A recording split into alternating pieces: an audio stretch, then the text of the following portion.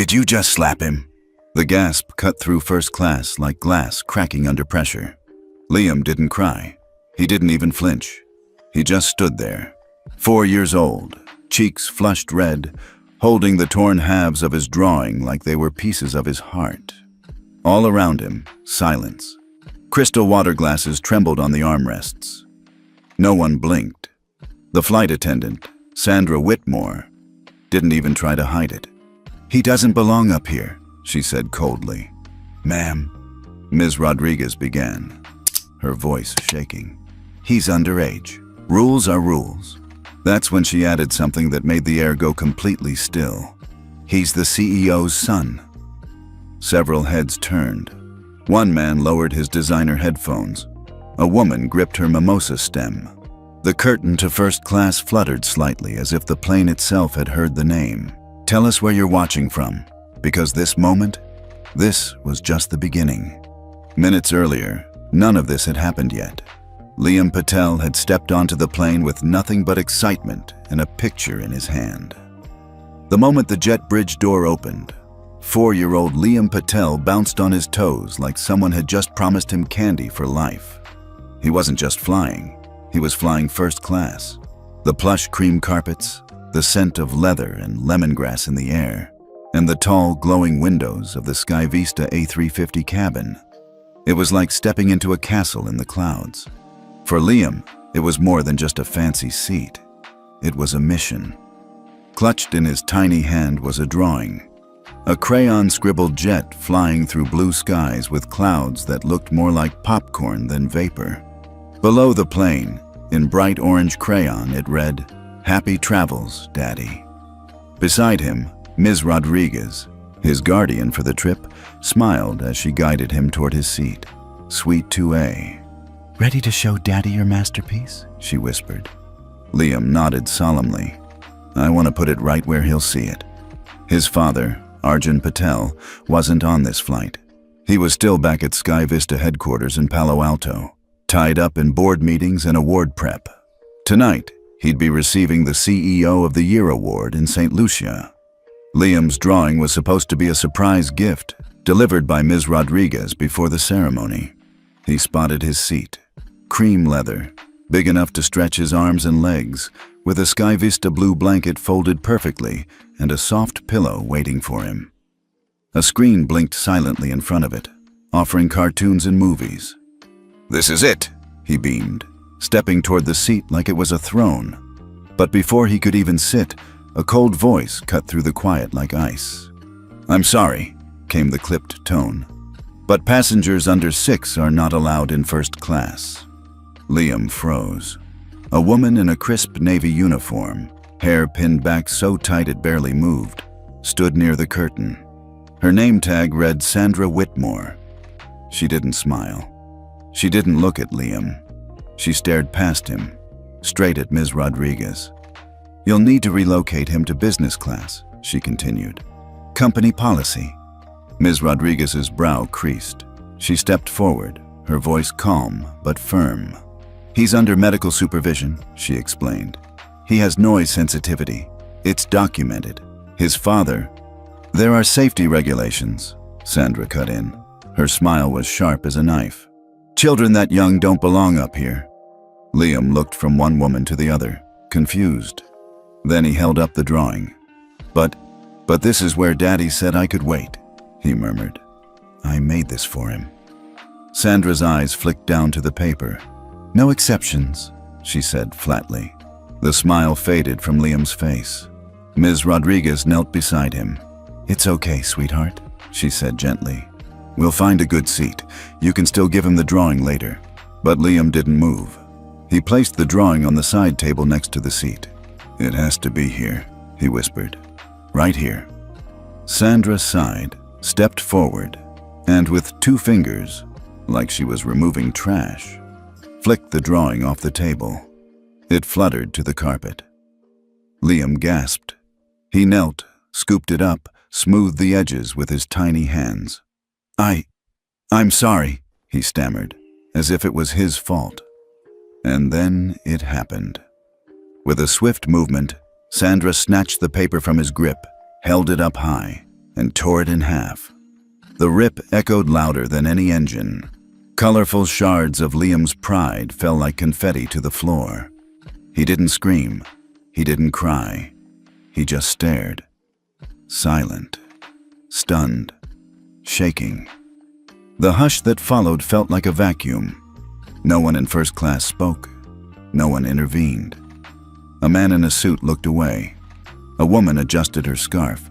Liam's lip trembled. His knees buckled. "Why?" he asked, voice so small it was barely a breath. "Why did you do that?" Sandra's arms crossed like she'd just enforced justice. "There are rules, young man," she said without a hint of emotion. Ms. Rodriguez scooped Liam into her arms. "It's okay," she whispered. We'll go now." She turned and walked Liam down the aisle, past the crystal flutes, the curated pillows, the indifferent stares. The torn drawing fluttered from her arm as she tried to collect the pieces. Liam buried his face in her shoulder. The hum of the engines masked most things, but not the silence. Liam Patel sat in his oversized business class seat, a blanket tucked up to his chin like it could hide him from the world. His fingers clutched two torn halves of a crayon drawing, clouds and a blue jet now severed like broken promises. No one said a word. Not Ms. Rodriguez. Not the passengers around him. Certainly not the flight attendant who'd handed him a juice box and moved on without waiting for an answer. He didn't drink it. He couldn't. The apple juice sat unopened on the tray table, a cheerful penguin on the label grinning as if everything were fine. But nothing was fine. He'd been kicked out of first class. His drawing had been destroyed, and he didn't understand why. He didn't scream, didn't throw a tantrum. That wasn't how he'd been raised. But his heart felt like it had fallen out somewhere between row 1A and here. He leaned his head against the window. The sky outside looked peaceful. Too peaceful. The kind of calm that didn't match what was happening in his chest. Across the aisle, a woman in pearls glanced at him, then quickly back to her book. Her lips tightened, but she didn't say anything. A businessman in a tailored suit looked up from his tablet, noticed Liam's red-rimmed eyes, and returned to scrolling stock tickers. A mother 2 rows back leaned over to her daughter and whispered, "Be quiet, sweetheart. There's nothing to see." Liam saw it all. He wasn't invisible, but he was being ignored. He blinked hard, trying to stop fresh tears. One slid down his cheek anyway. He wiped it quickly with the back of his hand, embarrassed, even though no one cared enough to watch. Ms. Rodriguez sat beside him, her hands folded in her lap so tightly her knuckles had gone white. She'd tried. Liam knew that. She'd spoken up, defended him, but now she looked like she was holding back more than just tears. She was holding back rage. "Sweetheart," she whispered, not quite looking at him. "Do you want to draw a new one? I have another pad." He didn't answer. She opened the sketchbook gently and placed it on the tray in front of him. Clean white pages, a new start. But Liam couldn't even lift the crayon. His hands were too busy holding on to what was left of the first one. "No," he whispered, barely audible. Minutes passed, then more. Liam stared at the back of the seat in front of him, where the laminated emergency card was clipped. A little cartoon person showed how to inflate a life vest. Another pulled down an oxygen mask. He wished there was a card that explained how to fix this. The woman in pearls shifted again. Her husband sipped from a glass of bourbon, casually oblivious. Ms. Rodriguez leaned in, brushing his hair softly. "You did nothing wrong," she said, voice low. "Nothing at all." He nodded, but the lump in his throat was too big to let words through.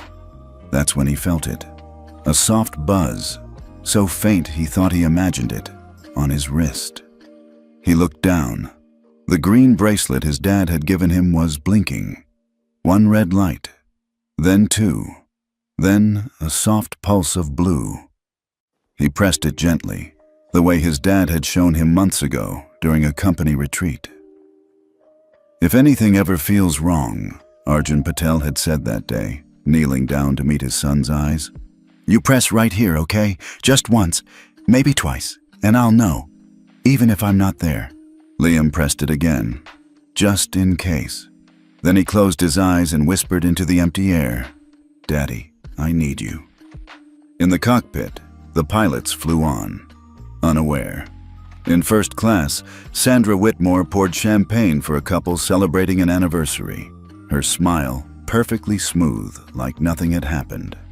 Behind her smile, she was still thinking about the drawing, and the slap, and the fact that her hand might have moved too fast, that the boy had looked at her like she'd punched the sun out of the sky. But she shrugged it off. Rules were rules. Children didn't belong in first class, especially not ones who acted like they owned it. In business class, Liam didn't know his bracelet had done anything at all. But far away in Palo Alto, in a glass-walled corner office, a blinking alert had just flashed on a private monitor. Back on the plane, the air felt heavier. Liam sniffled. He didn't want to cry again. He'd already done that once, and it hadn't helped. No one had stepped in. Not the man in the gray suit. Not the other flight attendants. Not even the woman with the big sunglasses who'd made a noise when Sandra tore his picture, but stayed seated. Why won't they help me?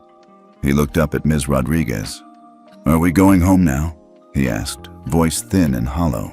She flinched at the question, brushed a hand down his back. "Not yet," she said softly. "Soon. But first, we wait." More passengers boarded. More screens flickered on. The hum of normalcy returned, but Liam didn't feel any of it. He pressed the drawing pieces to his chest, holding them like a puzzle that might fix itself if he believed hard enough. A new flight attendant, one from business class, approached quietly. She didn't look like Sandra. Her eyes were kind. She kneeled down to Liam's level and offered him a cookie. "Courtesy of the galley," she said with a smile. He didn't take it at first, but then he saw Ms. Rodriguez nod just once, and he reached out slowly. The cookie was warm. He took a bite, and for the first time in what felt like hours, he tasted something that wasn't sadness. From across the aisle, a woman leaned over and offered a small square of tissue. "I'm sorry," she whispered. "What they did was wrong." Liam blinked. It was the first adult to say those words aloud. Ms. Rodriguez nodded in silent thanks. Liam wiped his eyes again, then stared out the window. The clouds were below now, thick and soft like the ones in his drawing, the one Sandra had torn in half. He traced the seam in the paper, his fingers moving slowly. Someday, he thought, maybe Daddy could fix it. Or maybe the sky could. In the overhead console, a soft chime sounded. The seatbelt sign blinked off. Somewhere behind that curtain, Sandra Whitmore poured another drink, complimented another guest, and pretended everything was under control. But Liam knew better now. He didn't understand corporate protocol or ethics violations or press releases, but he understood kindness and how quickly it could disappear. The red light on his bracelet blinked again, but this time, it stayed on. Liam looked down and smiled, just a little. "Daddy's watching," he whispered. The bracelet hadn't stopped blinking, not once. A tiny red pulse, so soft it almost matched the thrum of the engines beneath Liam's feet. No one around him noticed it. Not the man reading business news on his tablet, not the woman who had offered him tissue. But Liam noticed. And more importantly, he remembered. His dad had called it the heartbeat beacon. Just a quiet little wristband, green and smooth, that blinked every time Liam was calm, safe, and smiling. But when things weren't right, when Liam was afraid, upset, or alone, it would blink red. Not loud, not scary, just enough to let someone who cared know. And his dad always cared. Liam stared at the band now, watching the soft light flicker against the inside of the blanket tucked around him. He didn't know exactly where his dad was. He just knew he wasn't on the plane. But deep down, Liam also knew this. If the bracelet was blinking red, then somewhere, somehow, Daddy was seeing it. Back in first class, Sandra Whitmore smoothed her skirt and straightened a napkin for the 5th time. Everything was pristine. Every goblet of sparkling water aligned. Every linen folded crisply. Everything looked perfect. But something wasn't. She could feel it. Maybe it was the tension in the galley, the way one of the junior attendants kept glancing down the aisle toward business class like she expected a door to open or a boss to appear. Or maybe it was just her own nerves, tightening in her chest like a seatbelt cinched too tight. She wasn't supposed to hit the kid. She hadn't really hit him, not hard, just a tap, a warning. But the drawing, that was different. That had been impulsive, emotional, out of line. She knew it the second she heard the tear, the sound of crayon on paper ripping like cloth, the way the boy's mouth fell open, the silence that followed. The silence was always the worst. But she told herself it would blow over. People forget. She'd served 2 senators, 4 CEOs, and even an Olympic gold medalist last year. Her file was spotless. No reprimands, no scandals. One crying kid wouldn't change that.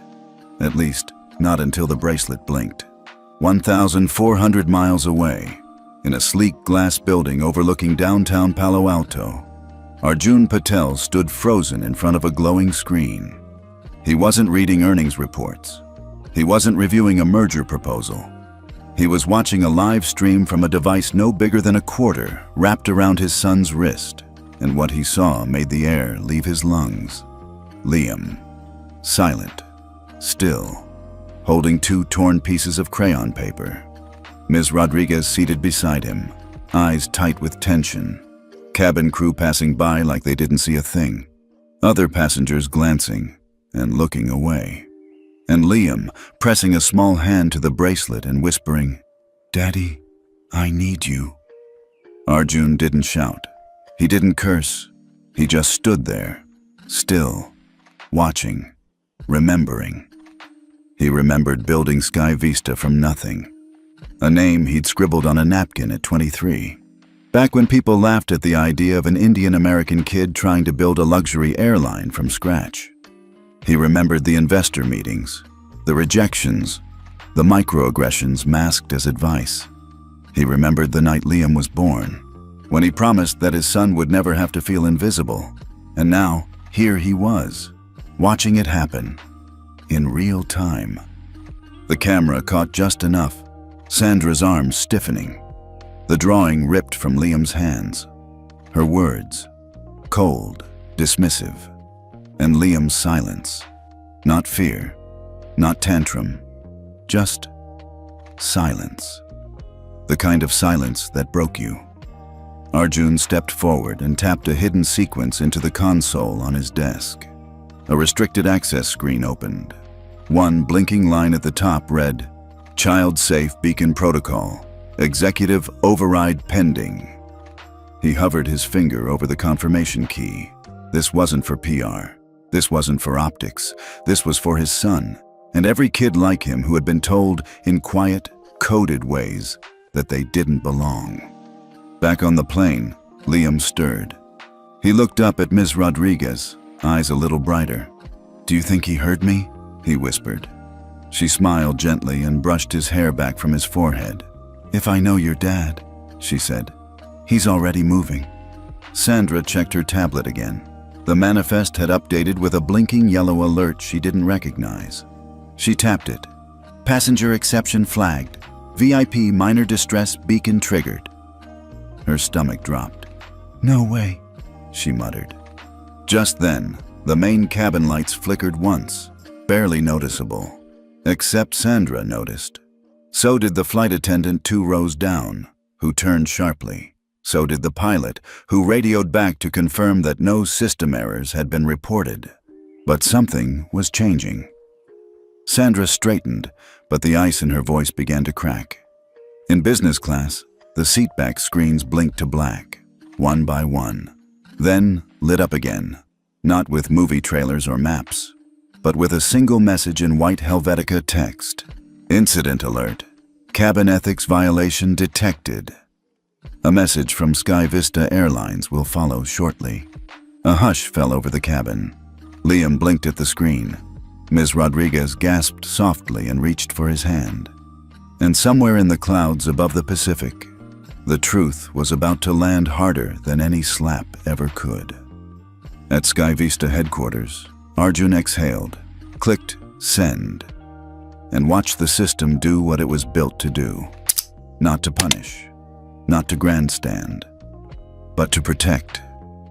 To restore what should never have been taken from a child. Back on board, Sandra stared at the screen on the galley wall. Her name hadn't appeared yet, but she knew it would. Her hands trembled as she poured water into a crystal goblet, and for the first time in years, she missed the simplicity of silence.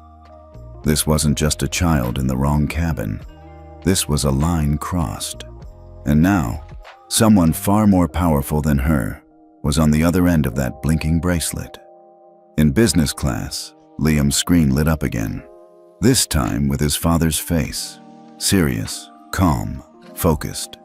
The voice that followed was steady, but full of weight. "Good afternoon. This is Arjun Patel, CEO of Sky Vista Airlines. I want to speak directly to the passengers of Flight 904. Today, one of our youngest passengers was subjected to treatment that goes against everything this airline stands for. This flight will be grounded for immediate review, and the crew responsible will be investigated under federal passenger ethics standards. Effective now." The words settled like snow, quiet, cold, unmistakable. And from that moment on, nothing on that plane would ever feel the same again. Liam looked up at the screen. His dad's voice, smooth and strong, wrapped around him like a warm coat. Ms. Rodriguez squeezed his hand. "I told you," she whispered. And for the first time since that drawing had been ripped apart, Liam smiled. Not a big one, but enough. Just enough to know he wasn't alone anymore. Liam's screen was still glowing. The soft blue-white of his father's face filled it. Calm, measured, unapologetically direct. "And to the crew member responsible," Arjun Patel had said just moments before, "we will be in touch. Justice will be served." Now, the cabin lights dimmed. Not fully dark, just that quiet, ambient glow airlines use when the drama isn't on a screen. It's in the air. Business class had never felt so still. Liam didn't fully understand what had just happened, but he could feel the shift in the cabin around him. The adults weren't pretending anymore. They weren't avoiding his eyes. Now, they were watching. The woman in pearls turned back in her seat, slowly. The businessman in 3C, who'd ignored him earlier, sat a little straighter, his eyes flicking between the seatback screen and the child sitting 2 rows behind. Even the woman with the cashmere shawl, the one who had whispered, "Just ignore it," to her daughter, was staring ahead now, her lips pressed in a thin line of guilt. Liam felt it. He wasn't invisible anymore. Ms. Rodriguez placed a hand gently on his knee.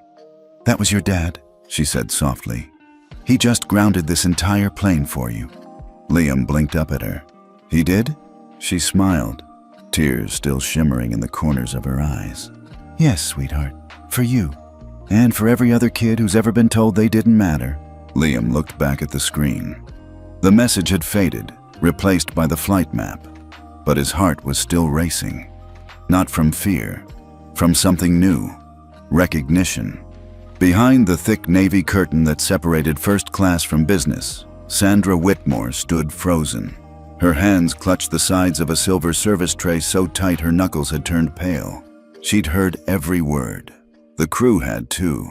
She tried to steady her breathing, but the cabin, her pristine little kingdom, suddenly felt foreign. Her name hadn't been said, yet, but she could hear it echoing in everyone's silence. One of the junior flight attendants stepped toward her. "Should we check in with the captain?" she asked quietly. Sandra shook her head, voice clipped. "No." "But ma'am, the CEO just—" "I said no." Her tone was sharper than intended.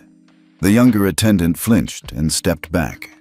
Sandra inhaled through her nose, adjusting her posture like a soldier. She had protocols, She had rules. And she had power. At least, she used to. A soft chime rang overhead. Then a new voice, the pilot's, came through the speaker. "Ladies and gentlemen, please remain seated. This aircraft will be making an unscheduled stop for investigation and safety protocol review. We thank you for your cooperation." That did it. The curtain rippled. Passengers murmured. A woman gasped. Someone unbuckled their belt before a steward gently asked them to sit back down. And in business class, every head turned toward Liam. No one said it aloud, but the truth was spreading like a hush before a storm. The boy had been harmed. His father had heard. And now, the sky was changing. The man in 3C, a corporate attorney by the look of his shoes and the way he held his tablet, leaned forward in his seat and turned to Ms. Rodriguez. "Excuse me," he said, low and respectful. "Was that child the one the message was referring to?" Ms. Rodriguez hesitated, then nodded once.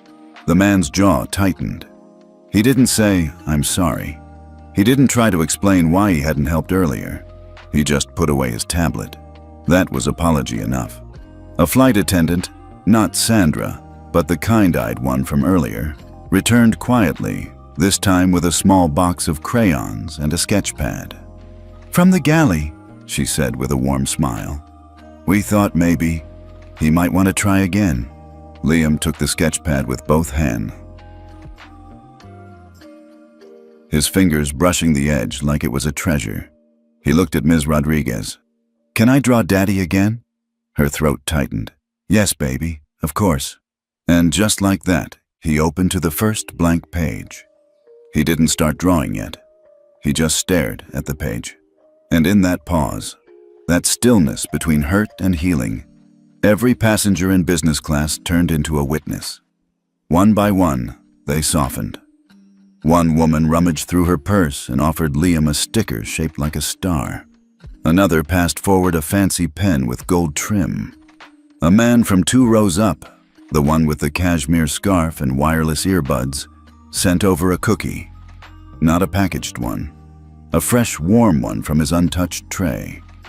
No one said a word, but their actions finally spoke. And Liam? He didn't cry. He didn't speak much either. He just leaned into Ms. Rodriguez and whispered, "Do you think she's scared now?" Ms. Rodriguez blinked. "Who?" He nodded toward the curtain. Her voice was gentle, but honest. "Maybe," she said. "But you don't need to worry about her anymore." Behind the curtain, Sandra stood rigid, trying to keep control, trying to look in charge. But her face was pale, and her hands, they were shaking. One of the crew members handed her a company tablet. "Ma'am, you should see this." On the screen was a system log. Child-safe beacon trigger, confirmed. Sky Vista CEO override, authorized. Flight 904. Ethical incident level, red. Grounding approved. And under that, the worst words she could have read. Video evidence, pending broadcast. Sandra's stomach dropped. She thought of the boy's face, the way he'd held the picture, the way her fingers had ripped it without flinching. She told herself, he was just a kid. But now, the cabin knew. Now, the world might know. And it wasn't just a kid anymore. It was a cause. In business class, the mood continued to shift. The woman in pearls finally reached into her purse, pulled out a card, and passed it quietly to Ms. Rodriguez. "My husband's on the ethics board for one of the terminals in DC," she said, voice tight. "If you need anything." Ms. Rodriguez took it, squeezed her hand, said nothing, but felt everything. Liam, now drawing with soft green strokes, looked up from the page. The wings of the plane he was sketching curved upward, this time surrounded by stars. Beneath it, in his little 4-year-old handwriting, he slowly printed, "Where every kid belongs." In the cockpit, the pilot received the final confirmation. "Proceed with emergency landing at Miami International. Investigation team en route. Media advised." The world was watching now, and a child, a 4-year-old boy in business class, was at the center of a shift the airline industry didn't see coming. All because someone thought he didn't belong. And a father decided the sky would never again be a place for cruelty. The descent into Miami hadn't even begun, but the atmosphere in the cabin had dropped 20 degrees. You could feel it in the tension behind the curtain, the shifting of the flight crew, the clipped whispers between attendants, the crackle of a comm system no one dared use too loudly. It was no longer a normal flight. It was an unfolding reckoning, and the crew could sense it, especially Sandra. She stood at the front of first class, frozen behind her service cart, her crisp navy uniform feeling suddenly too tight, too visible. Passengers didn't make eye contact with her anymore. They watched her, and not kindly. The woman in seat 1A, a retired judge, sharp-eyed and stone-faced, leaned over to her husband and muttered, "I want her name." That child was assaulted. Her husband, a quiet man in a linen blazer, replied, "She's about to be very well known." The curtain rustled again. Passengers from business class were watching too. Some craned their necks, others simply stared forward, but their silence said enough. In row 6, Liam had fallen asleep in Ms. Rodriguez's lap. One chubby hand still gripped the sketch pad, now resting against his chest like a tiny shield. Ms. Rodriguez didn't move. She kept one arm wrapped around him, her other hand holding her phone. Screen dimmed but still open to a message thread with the name Arjun at the top. No replies. Just read receipts. But she knew him. Arjun Patel didn't send warnings without consequences. If he'd activated the child-safe beacon override, then the fallout had already begun. Somewhere, behind a high-level firewall, terminals were blinking. Contracts were freezing. Airport ethics dashboards were updating from green to red. Meanwhile, in the galley, the younger flight attendants gathered, nervously. They had whispered questions. "Do we say something? Are we complicit? Are we going to lose our jobs too?" One, a rookie named Jenna, finally broke the silence. "I saw her slap him. It wasn't an accident." Her voice cracked at the end. "I heard him say sorry. A 4-year-old apologized for being hit." The others looked away. Guilt swelled like pressure in the cabin walls. Then came the chime. Not a cabin light, not a passenger call. This was internal. Crew only. Captain's notice. Sandra's tablet buzzed. So did the others. She glanced at the screen. CEO override in effect. Pending FAA ethics review. Passenger protection protocol active. Cabin crew subject to individual accountability. She read it 3 times. Her throat went dry. Jenna's voice came again, this time stronger. "I'm filing an incident report. I'll backdate it. I don't care." Sandra's eyes snapped toward her. "That's not your call." Jenna didn't flinch. "It is now." She pushed past her supervisor, and for the first time in years, Sandra felt afraid. Back in the cabin, a ripple of sound spread from front to back as the pilot made another announcement. "We will be on the ground in approximately 24 minutes. Please remain seated. Sky Vista executives and airport officials will meet the aircraft on arrival. We thank you for your cooperation." The subtext was louder than the words. There would be consequences, and they were already waiting at the gate. Passenger phones began lighting up. News alerts, push notifications. Someone had leaked a tip, maybe from inside the crew, maybe from the ground. But it was out. A journalist from New York had tweeted, "Breaking, Sky Vista under fire after child allegedly struck by crew in first class. Sources confirm override by CEO Arjun Patel. Plane en route to Miami." Retweets, screenshots, hashtags. Sandra's name wasn't in the tweet, but she could see the storm forming, and she was standing directly in its path. In business class, Ms. Rodriguez's phone vibrated again. This time, a video. She hesitated, then hit play. The footage was grainy, recorded by a teenage passenger a few rows back. It showed Sandra standing over Liam, face cold, voice clipped. "This is first class, not a daycare." Then, the hand. Then, the rip of paper. Then, silence. You could hear someone gasp in the background. Someone whispered, "Is she serious?" Then the recording ended. Ms. Rodriguez pressed her lips together. Her hands trembled. She leaned over Liam's sleeping form and whispered, "They saw you." She wasn't sure if he heard, but she was sure the world would. 2 rows up, the man in 3C, the lawyer, turned and said quietly, "Ma'am, I'm an aviation compliance attorney. If you're considering legal action, I'd be happy to consult. No fee." She nodded once. "Not for me." He blinked. "Then for who?" She looked down at the sleeping boy. "For his name. For what it should mean when a child wears it." Back in the galley, Jenna pulled up the crew incident log. It took a few taps. She selected the flight, entered the time code, chose crew misconduct.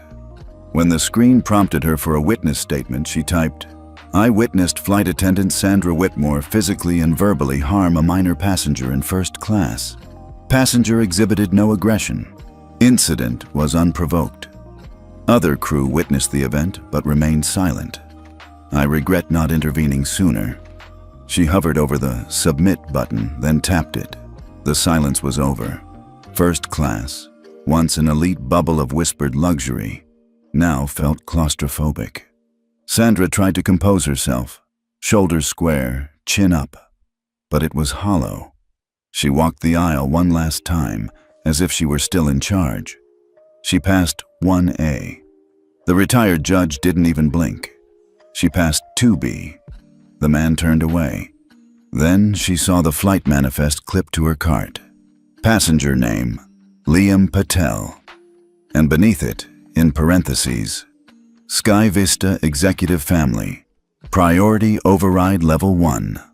Sandra's hand slipped from the cart. She walked away. When the wheels touched down in Miami, the cabin didn't cheer like usual. There was no round of applause. No jokes about making it in one piece. Just silence.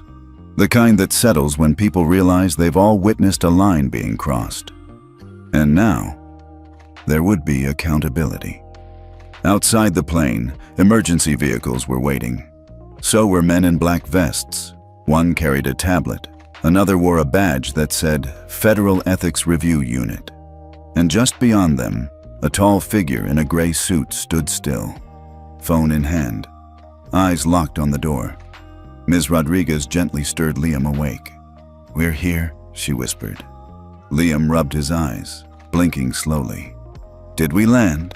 She smiled. "Yes, baby. And someone's waiting." He looked around, confused. "Daddy?" She nodded. "Daddy's here." And somewhere inside that sealed cabin, a reckoning waited to walk down that jet bridge.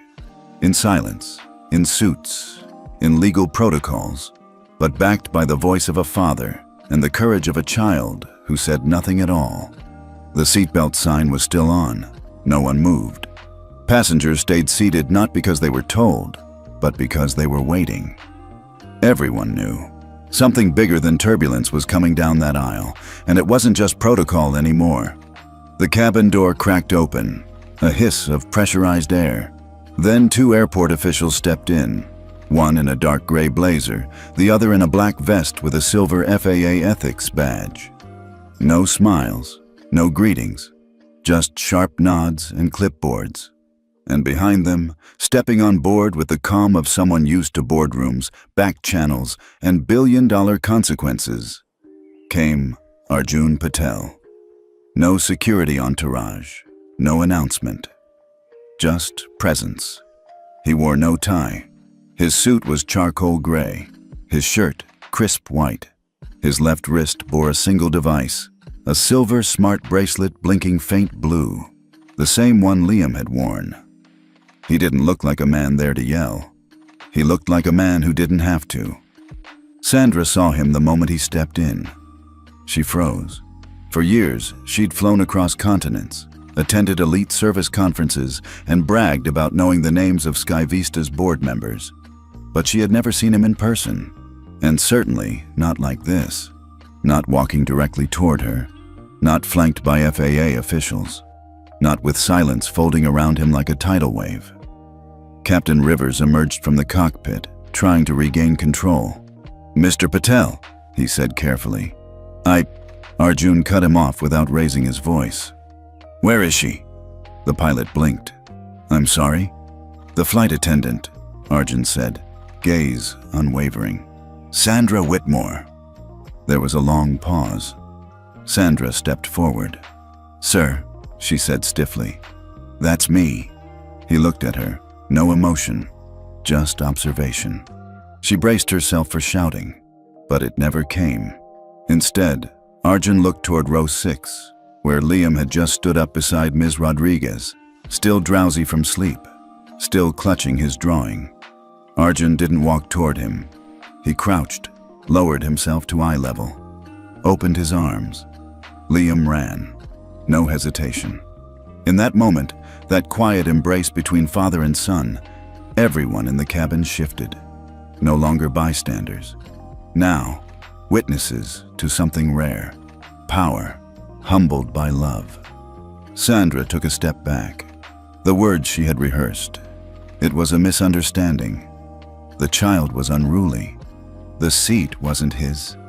Died in her throat. Arjun stood up, holding Liam's hand. He looked at Miss Rodriguez. "You stayed with him?" She nodded. "He didn't cry," she added quietly. Arjun's jaw clenched. Then he turned to Sandra. "Would you like to explain it to me?" Sandra opened her mouth. He was disruptive.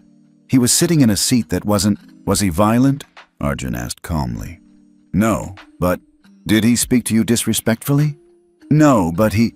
Did he threaten anyone? Yell, hit, spit?" She flinched. "No, but..." Arjun leaned in slightly. "Then why was there a handprint on my son's cheek?" The entire cabin went still. Sandra's face drained of color. "I didn't mean..." "You tore his picture," Arjun said. "You slapped a child. You humiliated him in front of a full cabin, and then you made him feel like he didn't belong in a seat his father paid for." She stumbled over her own breath. "I didn't know he was your..." Arjun held up a hand. "That's the point." He turned to the FAA officials. "I'm activating Clause 7 of the Child Safe Override." The man in the black vest nodded. "Confirmed. Already processing."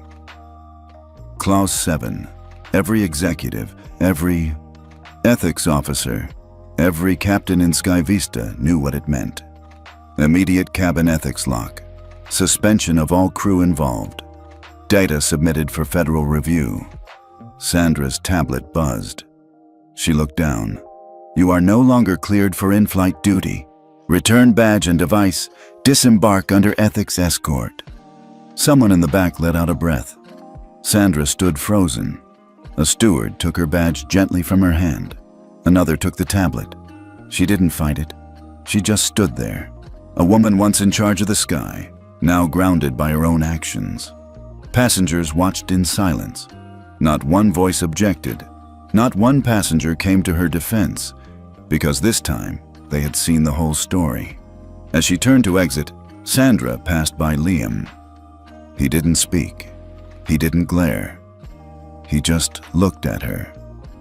That look, calm, unblinking, stripped every excuse from her soul. It was the look of a child who had learned something grown-ups often forget. Silence can be louder than shame. Outside the aircraft, press had already begun gathering. But inside, Arjun turned to the captain. "We're not done," he said quietly. "The investigation will expand beyond this flight." Captain Rivers nodded, swallowing hard. "Understood." Passengers began to disembark, but not before many stopped by row 6. The judge from 1A squeezed Ms. Rodriguez's hand. The businessman from 3C bent down to Liam. "You're brave," he said softly. "Don't ever let someone tell you otherwise." The woman with the cashmere scarf placed a sticker on Liam's drawing. "Add that to your plane," she smiled. Liam nodded. As the last passenger filed out, Arjun knelt once more. "You okay?" Liam nodded again. "Did I do something wrong?" Arjun's eyes filled. No, kiddo. You did everything right. He kissed Liam's head, then stood, taller now, not just as a CEO, but as a father who fought back with structure, not rage. A man who didn't flip the table. He rewrote the rules it was built on. As they stepped off the plane, Arjun turned once more to the remaining crew. All of this, he said, eyes firm, is going to change. For good. He didn't raise his voice. He didn't need to. Because this wasn't just about Liam anymore. It was about every child who'd ever been dismissed. Every parent who had been afraid to speak. Every silent injustice that happened behind curtains. And now, one child, with a drawing, a whisper, and a father who listened, had opened the cabin door to something bigger, something louder, something permanent. It took less than 10 minutes. 10 minutes from the moment Arjun Patel and his son Liam stepped off the aircraft at Miami International, and the entire country knew, not just about the slap, but about the silence after it, about the child whose name wasn't just a name, but a signal, a trigger, a warning to the system. By the time Arjun reached the private terminal, 3 major news outlets had already picked it up. First, WSN, World Story News, broke the headline on Twitter. Breaking. SkyVista CEO Arjun Patel activates emergency override after flight crew allegedly assaults his 4-year-old son in first class. FAA confirms ethics lockdown. Then came the video. Someone, no one knows who, had uploaded the footage from inside the plane. The angle wasn't perfect, but the audio was clear. This is first class, not a daycare. Smack ripping of paper. A beat of stunned silence. A child's soft voice. I'm sorry. Within the hour, the hashtag started trending. Liam deserved. Better, ground the cruelty. SkyVista ethics override. And then, the photo. A still image, taken by a business class passenger, of Arjun crouched on the cabin floor, arms open, as his son ran into them. That moment, soft, unspoken, pure, went viral. Millions shared it. News anchors paused mid-broadcast to reflect on it. Even celebrities reposted it. One tweet summed it up best. He didn't yell. He didn't threaten. He just opened his arms. That's the kind of power we need more of. In Washington, the FAA wasn't waiting for SkyVista's internal report. They launched a formal investigation by 3:45 p.m. By 5 o'clock, FAA Administrator Linda Kowalski released a rare on-camera statement. What happened on SkyVista Flight 6135 is not just a crew misconduct case. It reflects a deeper issue of ethics, power imbalance, and silent discrimination aboard U.S. carriers. Our priority is the protection of every passenger, especially those who can't speak for themselves. Her face was firm, but her tone carried something else: embarrassment, disbelief, resolve. Meanwhile, in boardrooms across the aviation industry, red lights were flashing. Executives whispered one name: Liam Patel. And then the worst one: Clear Sky Protocol. A little-known ethics system, used internally by SkyVista, designed to monitor, flag, and freeze unethical in-flight behavior in real time. Until that day, it had never been publicly activated. Now, it was live. And everyone knew who triggered it. Back in Miami, Arjun sat in a quiet private lounge, his son curled up beside him, asleep with a blanket tucked under his chin. The tablet on the table buzzed, one notification after another. Legal, media, shareholders, personal. But Arjun only answered one message, from his general counsel, Maya Singh. He typed, "We don't need revenge, we need reform. Prepare the press release." By nightfall, SkyVista's official statement was released. Not written by PR, written by Arjun. As the father of a 4-year-old child who was physically harmed and emotionally humiliated, I am heartbroken. As the CEO of the airline that failed to protect him, I am accountable. Today, I activated the Clear Sky Protocol, not because he is my son, but because no child should have to fear the skies we ask them to trust. Sky Vista is temporarily suspending all first-class operations for a 72-hour ethics audit. Every crew member on Flight 6135 has been relieved of duty pending investigation. Effective immediately, we are mandating a child ethics certification program for all staff, co-authored with pediatric trauma experts, child psychologists, and passenger rights advocates. This isn't damage control. This is course correction.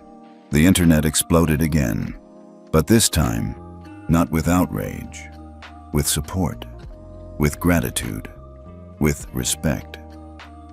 Veterans posted stories of how they had been overlooked in first class. Parents shared stories of their kids being shushed, scolded, ignored. One mother from Detroit wrote, "My son was 6. He asked the flight attendant for apple juice and was told, 'Not now,' 3 times while the adult next to him got champagne. He stopped asking after that." This feels like hope. But not everyone inside Sky Vista felt hope. In the executive tower, internal panic set in. Sandra Whitmore's name had leaked. She was being doxxed, shamed, threatened. Her LinkedIn page went down within 2 hours. Sky Vista issued a request for privacy, but public sympathy was thin. Especially when a whistleblower crew member, Jenna, went on live interview that same night and said, "We saw it. Some of us froze. And I regret that. But what made it worse was what came after. The silence, the denial, the way it was almost normal for her to talk to passengers like that. This wasn't just a mistake. It was a pattern." Across the country, other airlines went on high alert. Passenger rights watchdogs began cross-checking complaints. FAA inboxes flooded with screenshots and testimonies from passengers across multiple airlines. A new phrase emerged: Sky Vista Standard. Not as a criticism, but as a challenge. What if all airlines adopted the same real-time override protocol? What if cabin ethics weren't just monitored, but enforced instantly? What if every child had the same digital protection as Liam? At a cafe in Atlanta, a father whispered to his wife, "That kid just changed everything." In a hospital waiting room in Chicago, a nurse said, "I don't know who Arjun Patel is, but that's how you stand up, without shouting, without violence." At a school in Queens, a 5th grade teacher played the story aloud for her students. Half of them cried.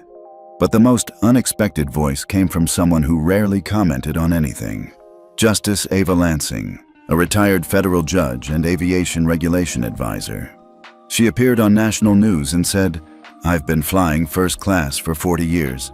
I've seen kindness. I've seen prejudice. I've seen crew members who treat children like inconveniences. But I have never, and I mean never, seen a CEO take such swift, transparent action with no spin, no lawyers in front of him, no excuses." It was the child's silence that spoke loudest, and the father's restraint that changed the rules. That night, as Liam slept in a downtown Miami hotel room, unaware of the digital storm he had sparked, Arjun stood by the window, phone in hand. Another message came in, this one from his father in Gujarat, India. A single line, "Your son reminded the world what dignity looks like." Arjun put the phone down, then sat at the edge of the bed. He brushed Liam's hair aside, leaned close, and whispered, "Not for the cameras, not for the company, just for him. You didn't just change a flight. You changed the way people see each other up there." Arjun Patel didn't sleep that night, not from stress, but from clarity. It had taken only one moment, one slap, one frightened look in his son's eyes to expose a system that had silently tolerated power imbalances at 30,000 feet for decades. Now, he wasn't just reacting, he was building. By 6:15 a.m., Sky Vista's executive crisis team assembled at headquarters via emergency call. Every face on the screen was tense, some still in pajamas, others in suits. A few had spent the night on PR calls or corporate damage control. But Arjun didn't waste time. He clicked into the call, his camera already on, his background blurred. Then he shared his screen. The slide read, Cabin Dignity Framework, Draft for FAA Review. The board members leaned in. Good morning, Arjun began, voice even. You're not here to discuss reputational fallout. You're here to discuss structural reform, one that doesn't begin with saving Sky Vista, but with redefining passenger dignity industry-wide. He let that settle. One executive raised a hand. Is this for internal policy? Arjun shook his head. No. This will become our national proposal to the FAA. I've already requested an emergency audience. Silence. Then a murmur. He clicked to the next slide. 1. Real-time passenger ethics monitoring biometric triggered cabin interaction log. Child and elder protection AI overlay. Cabin level escalation override available to certified guardians and designated crew. Liam's bracelet was a prototype, Arjun explained. It's part of Project Ethos, a tech initiative we quietly launched 2 years ago. Gasps rippled across the room. You're saying this incident was pre-monitored? Asked someone. Arjun nodded. That's why the override worked instantly, and why we have indisputable logs, timestamps, and cabin audio. No spin, no guessing.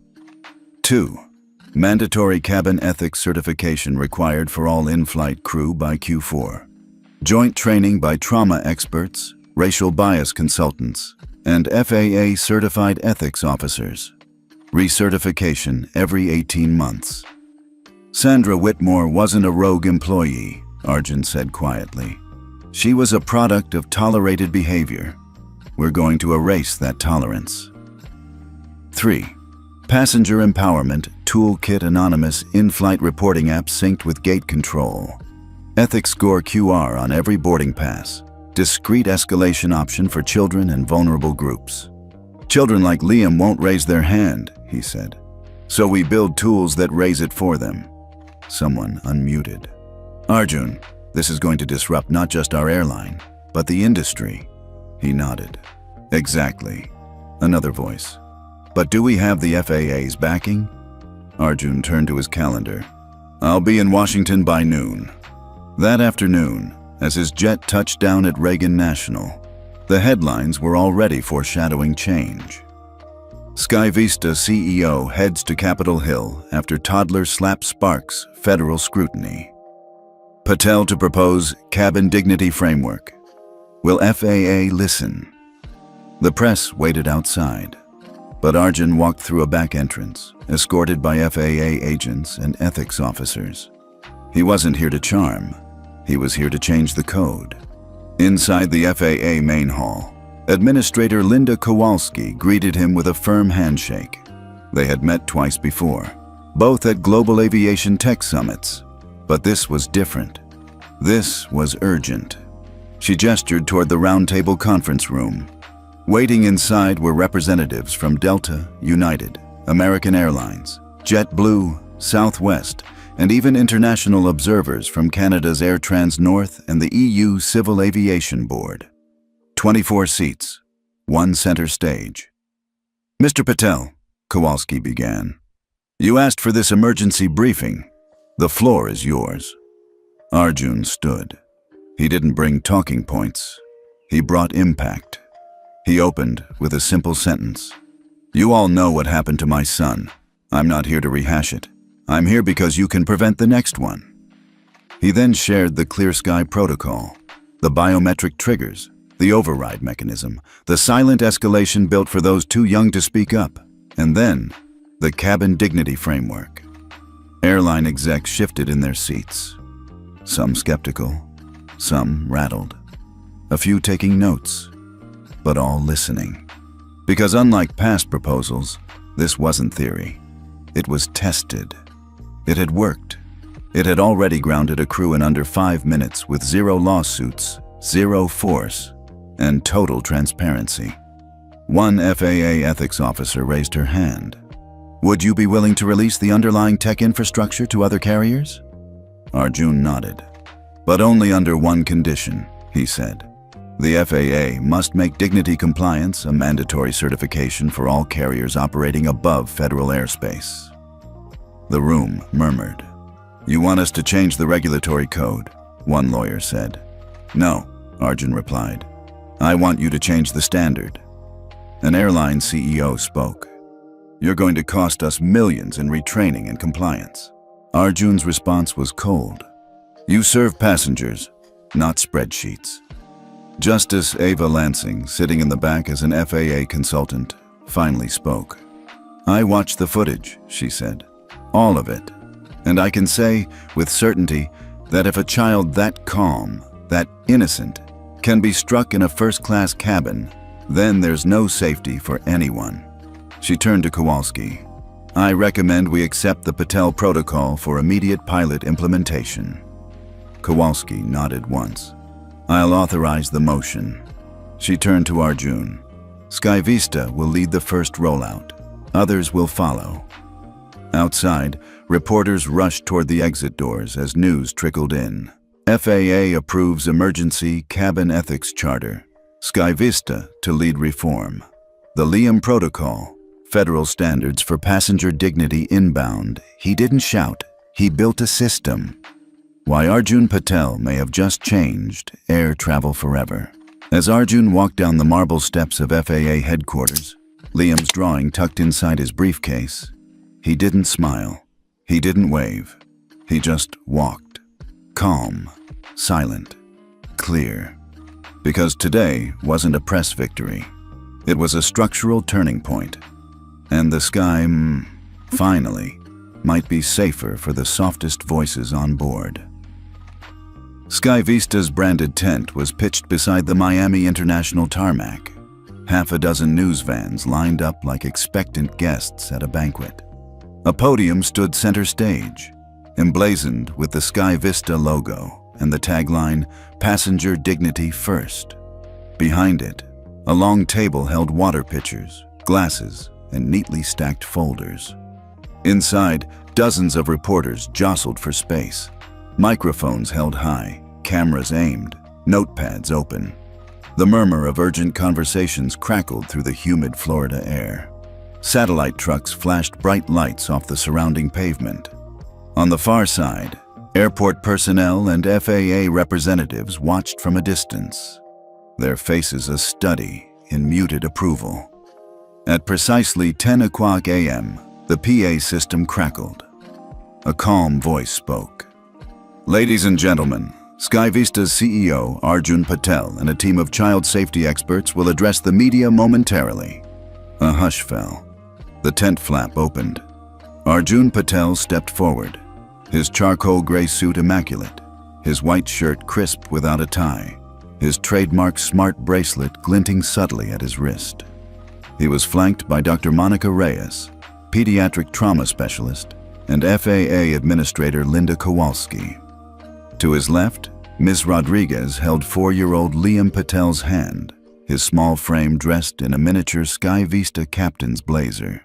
Liam looked around with wide, curious eyes, clutching the fresh sketch pad he had used to draw a new image of a plane soaring over a sunlit horizon. Arjun cleared his throat. Cameras zoomed in. Reporters clicked pens. "Good morning." His voice was warm but carried the authority of a man unaccustomed to pleading. "Thank you all for being here. Today marks a turning point, not just for Sky Vista, but for commercial aviation as a whole." He paused, eyes drifting to his son. Liam met his father's gaze and offered a tentative smile. Arjun returned it briefly, then faced the crowd. "A few days ago, my son was harmed aboard one of our aircraft. First physically, then emotionally. That should never have happened. As a father, my heart broke. As CEO, I knew apologies alone weren't enough. Actions would speak louder than words." He gestured to Administrator Kowalski. She nodded. "The FAA has launched a comprehensive ethics review of all U.S. carriers," Kowalski added. "We are committed to working with Sky Vista and other airlines to ensure every passenger rides in safety and dignity." Arjun continued. "Today, I'm announcing the second phase of our cabin dignity framework," he said, voice steady. Phase 1 activated the Clear Sky Override, grounding the flight for immediate investigation. Phase 2 is about institutionalizing the protections my son's experience proved necessary. He clicked a remote. Behind him, a large screen flickered to life, displaying the words Phase 2, Child and Vulnerable Passengers Safeguards. The list appeared, bullet by bullet. Third-party ethics audit Sky Vista has engaged Veritas Integrity Partners, an independent firm, to audit cabin procedures and crew conduct. Their report will be public within 30 days. Child Safe Beacon Certification. By Q1. Next year, all Sky Vista flights will deploy wearable safety devices with biometric triggers for passengers under 12 and over 75. Alerts are routed directly to both a dedicated Child Safe Operations Center and the FAA. Mandatory trauma and bias training. All Sky Vista staff, pilots, flight attendants, ground crew, will undergo a 48-hour intensive program co-designed by child psychologists, diversity trainers, and FAA ethics officers. Certification renewed annually. Passenger Empowerment app launching next month. A mobile app enabling discreet reporting of misconduct, instant escalation to ethics officers, and real-time policy transparency. Industry-wide proposal. Today, Sky Vista submits a formal petition to the FAA urging all carriers to adopt the Passenger Youth Protection Act, legislation co-authored by Senator Miguel Alvarez and supported by a coalition of child advocacy groups. Reporters scribbled furiously. A wave of flashes erupted. A microphone from CNN edged forward. Mr. Patel, Senator Alvarez has already voiced interest. Do you anticipate bipartisan support on Capitol Hill? Arjun nodded.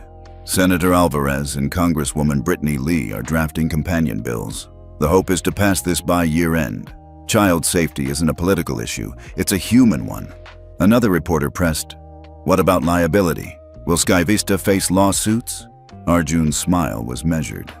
"We've already waived the right to pursue damages against the FAA review findings. We want transparency, not cover-ups. If liability emerges, we'll address it responsibly. But our priority is fostering trust." He stepped aside, gesturing toward Dr. Reyes. Dr. Reyes can speak to the clinical importance of these measures. Dr. Reyes, a woman in her mid-40s with calm eyes and a confident presence, approached. She explained how trauma in young children could go unreported, noting that a single negative event in a confined space could have lifelong psychological impact. She described how wearable devices with heart rate sensors and vocal distress detection could dramatically reduce unaddressed harm. She closed. "This isn't sci-fi. It's practical, evidence-based intervention." Behind the tent, a cluster of flight attendants watched on a monitor. Jenna, the junior attendant who filed the report, wiped a tear. Others nodded, some murmuring among themselves. About time. This could have helped us when we saw things go wrong. The press conference moved on to Q&A. A Wall Street Journal reporter asked about cost. Arjun responded, "Initial investment is estimated at $200 million across our fleet, a fraction of our annual operating budget. We see it as the cost of doing what's right." Bloomberg's correspondent inquired how Sky Vista would manage public skepticism after the scandal. Arjun replied, "Skepticism is healthy. We expect trial by fire. That's why we're committing to transparency, public reports, independent audits, and ongoing engagement with advocacy groups. We'll earn back trust one flight at a time." Final question came from a local Miami outlet. "What would you say to parents who still fear flying?" He looked to Liam, then back. "I'd say my son still believes in flying. I still believe in flying. Because what matters isn't the plane, it's how we treat each other on it." He held the mic a moment, then stepped back. Ms. Rodriguez lifted Liam, who waved shyly.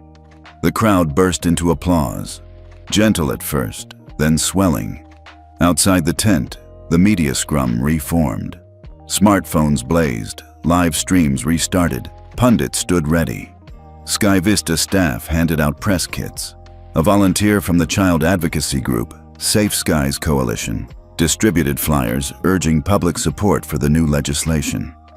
In a nearby tent labeled Flight Crew Support and Counseling, Jenna sat with colleagues, sipping coffee. They whispered, "We needed this. I'm signing up for the training. This could save a kid's life." Meanwhile, news outlets across the nation exploded. NBC Nightly News ran the segment, "Patel's Promise, From First-Class Slap to National Safety Blueprint."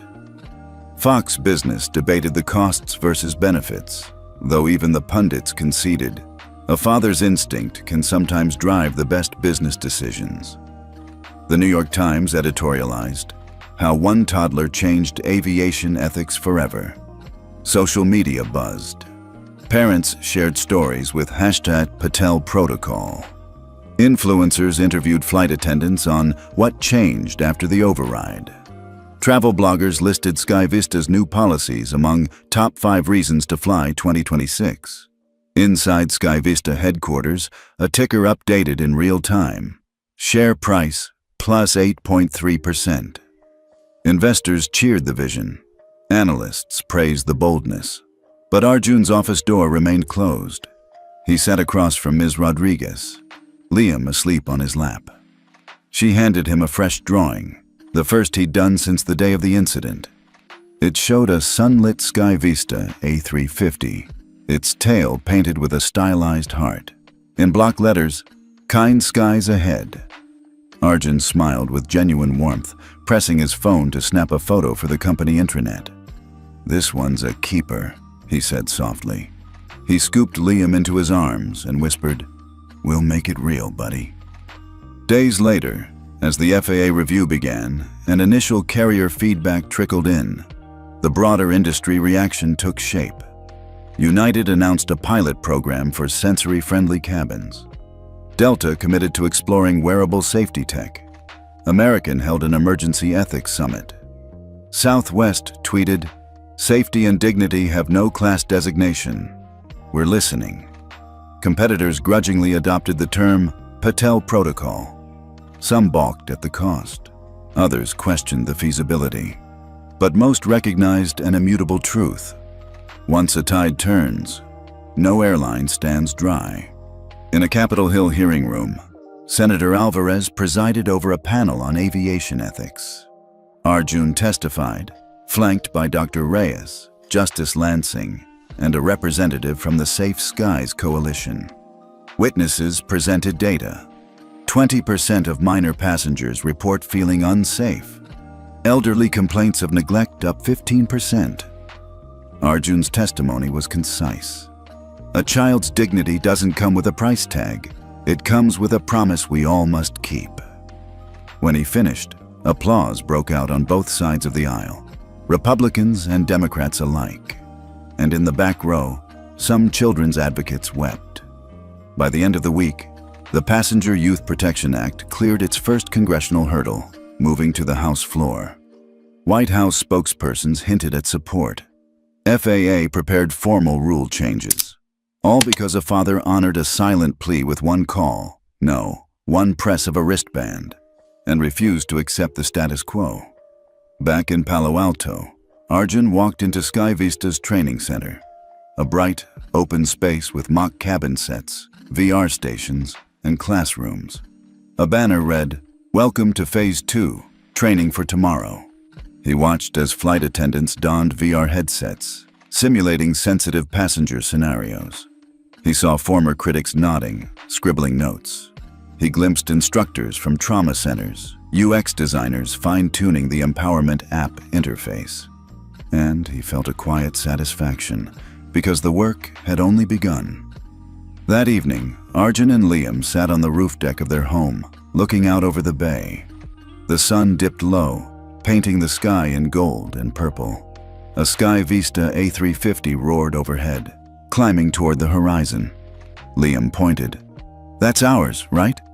Arjun smiled, wrapping an arm around him. "The first of many safe skies, buddy." Liam leaned against his father, eyes heavy but content. "I like flying," he said, voice small. Arjun kissed his son's forehead. "Me too, son. Me too." And as the plane faded into the sunset, they watched together, father and son, knowing that dignity, once lost, could be restored, and that sometimes one small voice could spark a change powerful enough to lift the world a little higher. The sun had set on Miami, but the story Arjun Patel and his son had sparked burned brighter than any runway light. Phase 1 and 2 of Sky Vista's Cabin Dignity Framework were underway, and now, as Chapter 10 began, it was time to show how ordinary voices joined the chorus for change. 1. Letters and emails flood. Back at Sky Vista's Palo Alto headquarters, a small team of interns hunched over keyboards. Their task? Triage an avalanche of messages. By midnight, the inboxes overflowed. Parents sharing stories of their children silenced on flights. Elderly travelers recalling moments of neglect. Once, a flight attendant ignored my request for assistance until I was half dizzy, wrote one. Flight crews thanking Sky Vista leadership for acknowledging a problem that had long been whispered about. One email stood out. A 9-year-old from Chicago named Maya wrote, "Dear Mr. Patel, when the screen lit up with your face, I sobbed. My dad always tells me to stand up when things aren't fair. You stood up. Now can I stand tall again?" That message sat on Arjun's desk all morning. He printed it, carried it with him to every meeting. Let it remind him why this work mattered. 2. Community action and petitions. Across the country, grassroots efforts coalesced around the #KindSkies movement. Local PTA chapters in Seattle held Safe Skies town halls. In Atlanta, a retired pilot started an online petition calling for universal implementation of Passport Youth Protection Act. Within 48 hours, it garnered 200,000 signatures. News anchors covered these events as human interest. A grandmother who endured knee surgery in a cramped airplane seat spoke about dignity in motion, reported WSB Atlanta. A group of Boy Scouts in Denver demanded policies that protect all ages. One rally outside Chicago O'Hare Airport culminated in a moment of solidarity. Dozens of volunteers released blue balloons, symbolizing the clear skies children deserve, toward the evening sky. 3. Airlines respond. Suddenly, competitor CEOs could not stay silent. Delta Airlines tweeted, "Committed to evaluating child-safe protocols in Q1 '26. United EVP of Customer Experience announced early feasibility studies for biometric alert devices. American launched a family-first pilot program on select domestic routes. At a shareholder meeting in New York, a question from an investor went viral. If Sky Vista can do it, why can't everyone? Executives squirmed. Wall Street analysts scrambled to update forecasts. The message was clear. Dignity sells. 4. Advocacy groups and legislative hearings. Safe Skies Coalition. The nonprofit spearheaded by child advocacy organizations held a national webinar. They showcased data from Sky Vista's open audit report. 85% drop in in-flight child mistreatment incidents after Clear Sky override activation. 90% positive feedback from families on the new training. At the same time, congressional hearings convened. Senator Miguel Alvarez and Congresswoman Brittany Lee chaired the Aviation Ethics and Safety for Vulnerable Passengers Committee. Arjun, Dr. Reyes, FAA Administrator Kowalski, and Justice Lansing testified. A moment froze on C-SPAN. A survivor of childhood trauma in flight recounted her story. As she spoke, cameras panned to show Arjun's solemn face.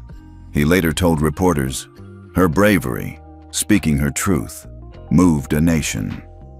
By evening, the hearing room buzzed with applause. 5. Passengers as champions. On one Delta flight, a mother whispered to her son during boarding, "If you ever feel unsafe, you tell that flight attendant, okay?" The boy nodded. She handed him a small card printed with "In-Flight Ethics Hotline" and faith that things could be better. On an American Airlines flight, 2 elderly women passed around stories and decided to form an airport support group for passengers with mobility challenges. They called it Flying with Dignity and pinned bright blue ribbons to their jackets. A blogger on YouTube posted, "I tried SkyVista's app last week on my grandma's flight. I tapped the Need Assistance icon and a supervisor came to check in within 3 minutes. It felt revolutionary." 6. The ripple effect. In the headquarters war room, Chief Operating Officer Helena Murray tracked news coverage worldwide. London, British Airways announced an advisor role for SkyVista in their ethics committee. Dubai, Emirates reached out to discuss cabin dignity exchanges. Sydney, Qantas scheduled a workshop on trauma-aware flying. A hub of global aviation regulators formed an ad hoc committee to consider the Patel Protocol as a global standard. Arjun watched the world shift on screens. He turned to Ms. Rodriguez, who'd flown in to help with family engagement initiatives. She held little Liam's hand, both reflecting on how far a small boy's pain had carried them. 7. Personal voices. Late one evening, Arjun received a voicemail. A trembling voice. "Mr. Patel, I'm Flight Attendant Maria Santos. I trained under Sandra years ago. I've seen things. I didn't know how to speak up. I want to do better. Thank you for showing me what's possible." Arjun called her back. They spoke for 10 minutes. He promised SkyVista would offer free certification courses to any crew member, past or present, at any airline who wanted to join the new ethics training. 8. Liam's perspective. Down the hall, 4-year-old Liam sat on the lobby floor, scribbling in his new sketch pad. Next to him, volunteers handed out bookmarks with his "Kind Skies Ahead" plane drawing. A little girl approached and offered her crayon. They colored side by side, creating a rainbow of bigger planes, compassionate skies, and smiling faces. Liam looked up at Ms. Rodriguez and whispered, "We're making the sky nice again, right?" She hugged him, tears in her eyes. "Yes, baby, because you showed us how." 9. Reflection and resolve. That night, the Patel family gathered at home. No flashbulbs, no microphones, just a soft glow from the fire pit in their backyard. Arjun held Liam on his lap. Ms. Rodriguez poured hot cocoa. They watched embers rise. He asked, "You okay with all this attention?" Liam nodded, clutching a tiny badge reading SkyVista Ethics Ambassador. "Daddy, do you think every airline will do it?" Arjun sighed, thoughtful. Change takes time. But tonight, we lit the spark. He looked at Ms. Rodriguez. "We keep fanning it." 10. The promise continues. Around the world, voices kept rising. Passengers, crew, advocates, regulators. The story of a toddler torn from his innocence had grown into a movement demanding compassion at altitude. SkyVista's bold steps showed possibility, but it was the people, every parent, every child, every witness, who would ensure the promise endured. Because dignity, once championed, never fades away. And as long as there was someone brave enough to speak and someone powerful enough to listen, the kind skies ahead would keep expanding, one flight at a time. That evening, the house felt like a sanctuary again. Quiet. The kind of hush that settles after a storm. Arjun stood by the floor-to-ceiling windows, cradling a warm mug of tea, and watched the last embers of sunset fade over the bay. For the first time in days, his mind wandered away from press statements and board meetings back to the simple normalcy of home. Then his phone buzzed, his personal line. He almost ignored it. Who could be calling at this late hour?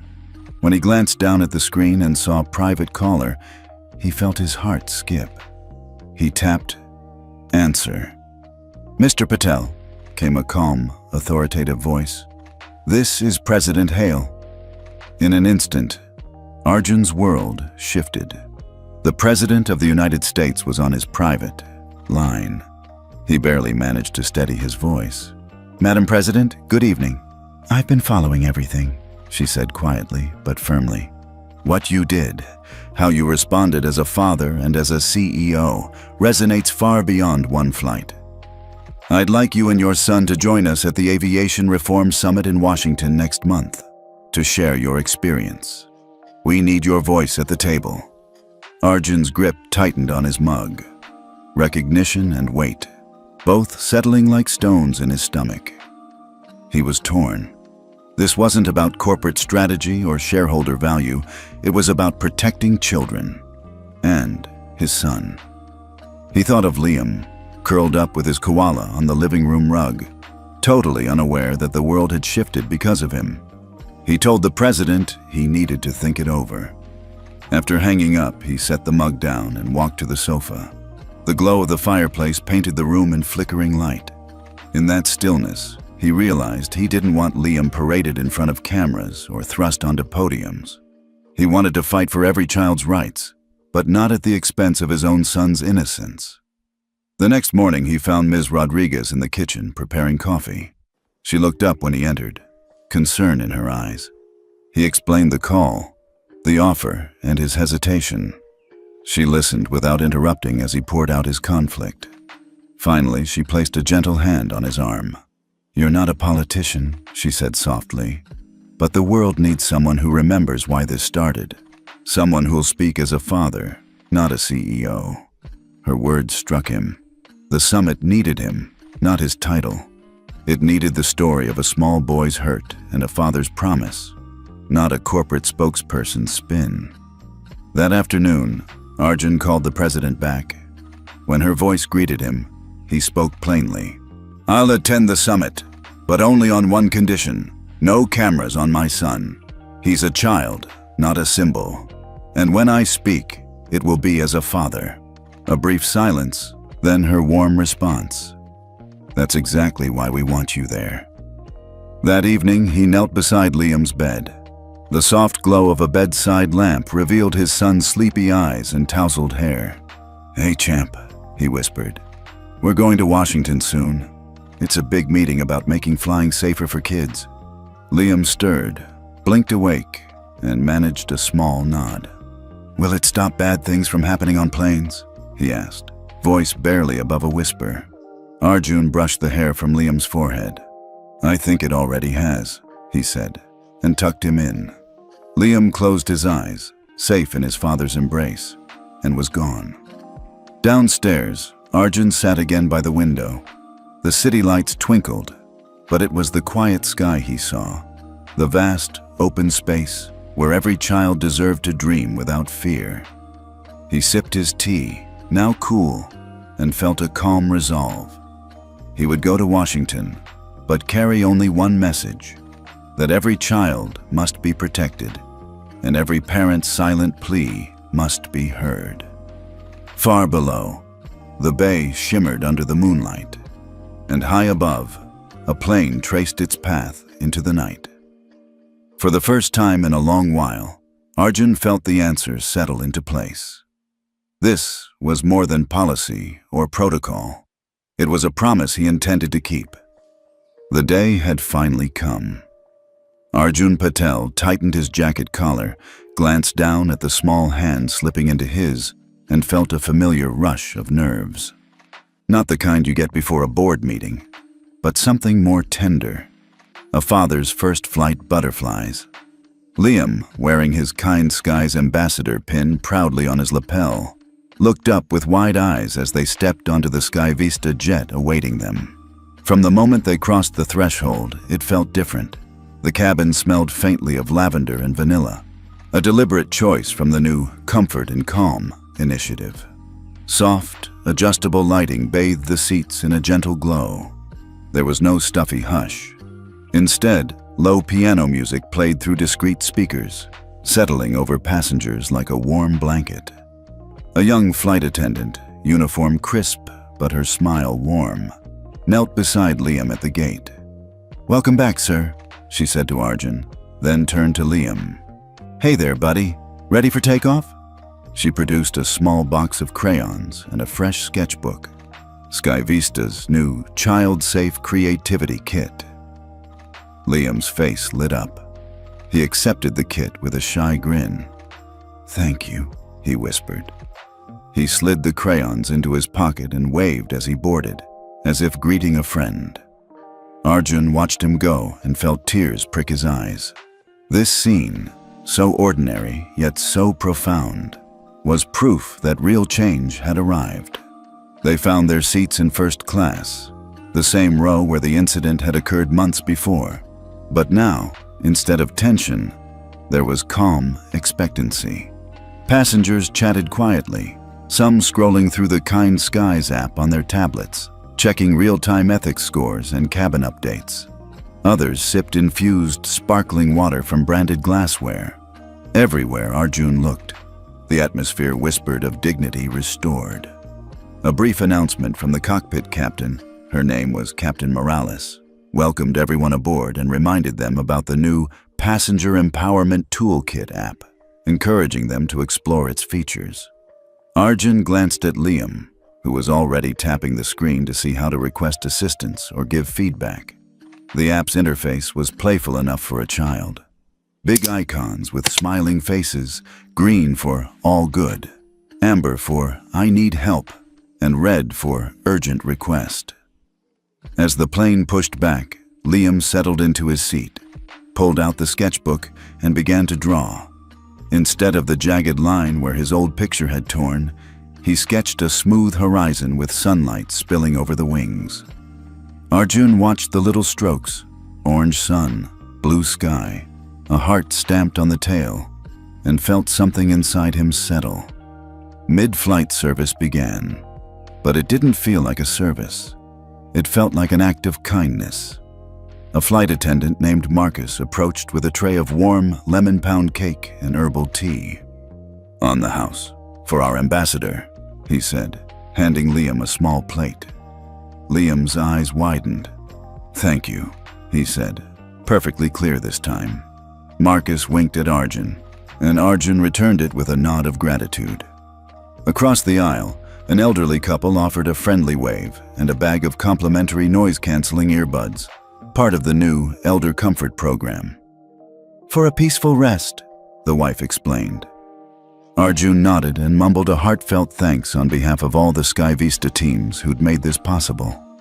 A hush fell as the seatbelt signs turned off, and Captain Morales' voice came gently over the intercom. "Ladies and gentlemen, thank you for choosing Sky Vista. We're committed to making flying a place of respect and care for every passenger." The cabin erupted in soft applause, no longer out of obligation, but genuine appreciation. Liam looked up from his drawing, blinking in surprise. "They actually did it," he murmured. "They really changed everything." Arjun leaned over, kissed the top of his head, and ruffled his hair. "You helped them see how," he said. Minutes later, Liam slid the finished sketch over to his father. On it was the plane, now emblazoned with the words, "Kind Skies Ahead," surrounded by smiling faces of all ages.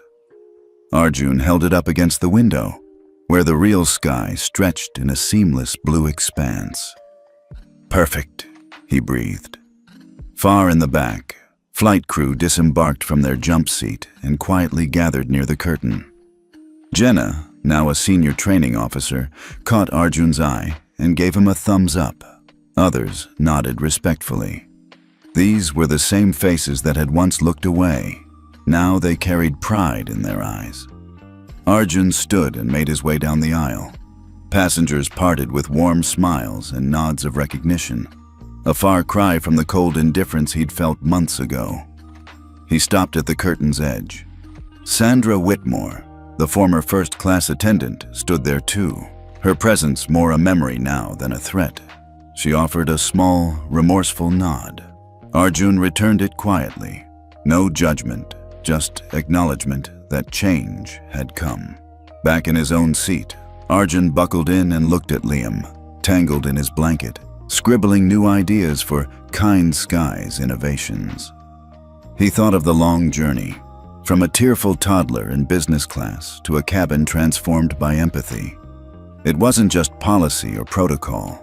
It was people learning to care at every altitude. The engines roared, and the plane lifted gently. Liam pressed his forehead to the window, watching the city lights fade below. Arjun's hand found his. He squeezed it. "Home soon," he whispered. Liam nodded, eyes heavy with contentment. In those moments of ascent, Arjun remembered his father's words from years ago. Power doesn't always roar. Sometimes it whispers. Tonight, that whisper had become an anthem. Above the clouds, the night sky glowed with stars, untouched, unwavering. And in that expanse, a promise floated freely that every child, every elder, every traveler would find a seat in the sky where dignity reigned. The plane did not tremble. No harsh bumps, just a smooth glide toward tomorrow. And as the cabin lights dimmed to a gentle twilight, father and son drifted into a peaceful silence, two hearts resting easy, carried by wings shaped not just for travel, but for trust. She ripped his first-class boarding pass in half, right there in front of everyone. "You don't belong here," Harriet Stone snapped, her voice cold as steel. The 13-year-old boy stood frozen, ticket shredded, as the cabin fell into stunned silence. "Tell us where you're watching from, because in just minutes, $1.7 billion will freeze." No one moved. No one spoke. All anyone could do was watch him stand his ground. A hush settled over Gate 28. At Denver International Airport, morning light spilled through vast windows, casting long beams onto the polished floor. The first-class boarding area buzzed with early commute chatter, whispers about conference calls, murmurs of last-minute emails. But the moment Harriet Stone tore that pass in half, everything shrank into a single frame of shock. Harriet Stone, 47, lean, hair pulled into a precise bun, wore her uniform like armor. As Flight 4582 to Washington, D.C. prepared to board, she had a clipboard in one hand and a gaze that brooked no nonsense. She scanned the line of business travelers, government aides, and a handful of scholarship recipients. When she saw Caleb Thornhill step forward wearing a simple hoodie and carrying a worn backpack, her practiced smile vanished. His ticket was legitimate. Caleb's grandfather, former Governor George Thornhill of Nebraska, had insisted the boy ride first class so he could prepare for the National Youth Forum in D.C.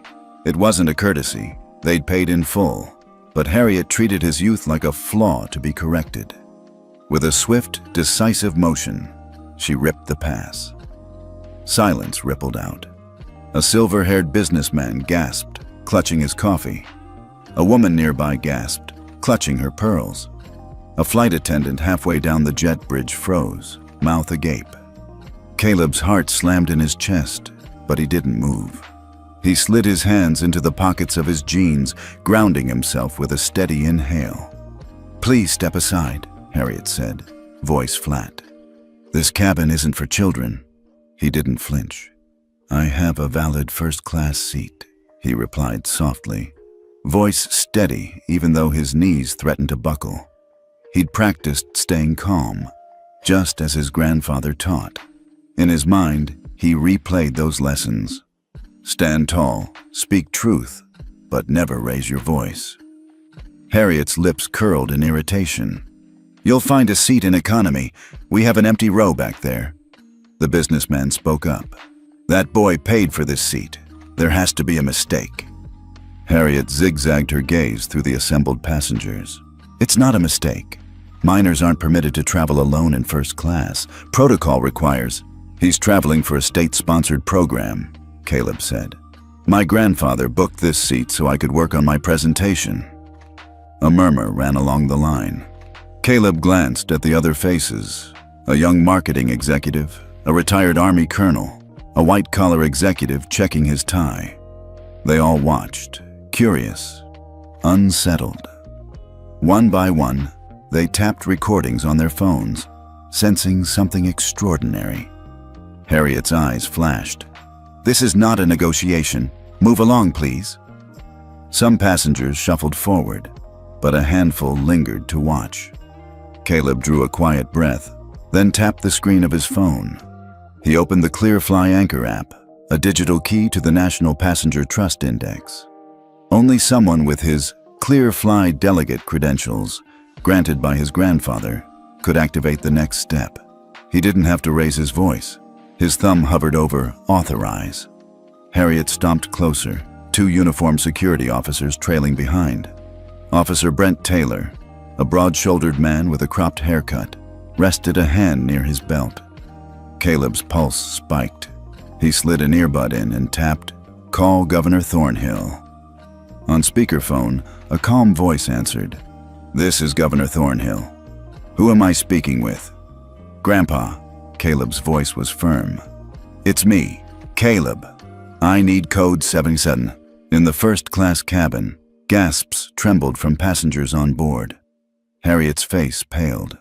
She took a half-step back. Officer Taylor's jaw clenched. The entire cabin fell utterly silent. "Activate," came Governor Thornhill's steady reply. 47 seconds later, alarms blared in the tap rooms of 3 major airlines. Screens in the gate areas flickered red. Pilots on 152 flights received urgent alerts. "Hold position. Await ethics verification."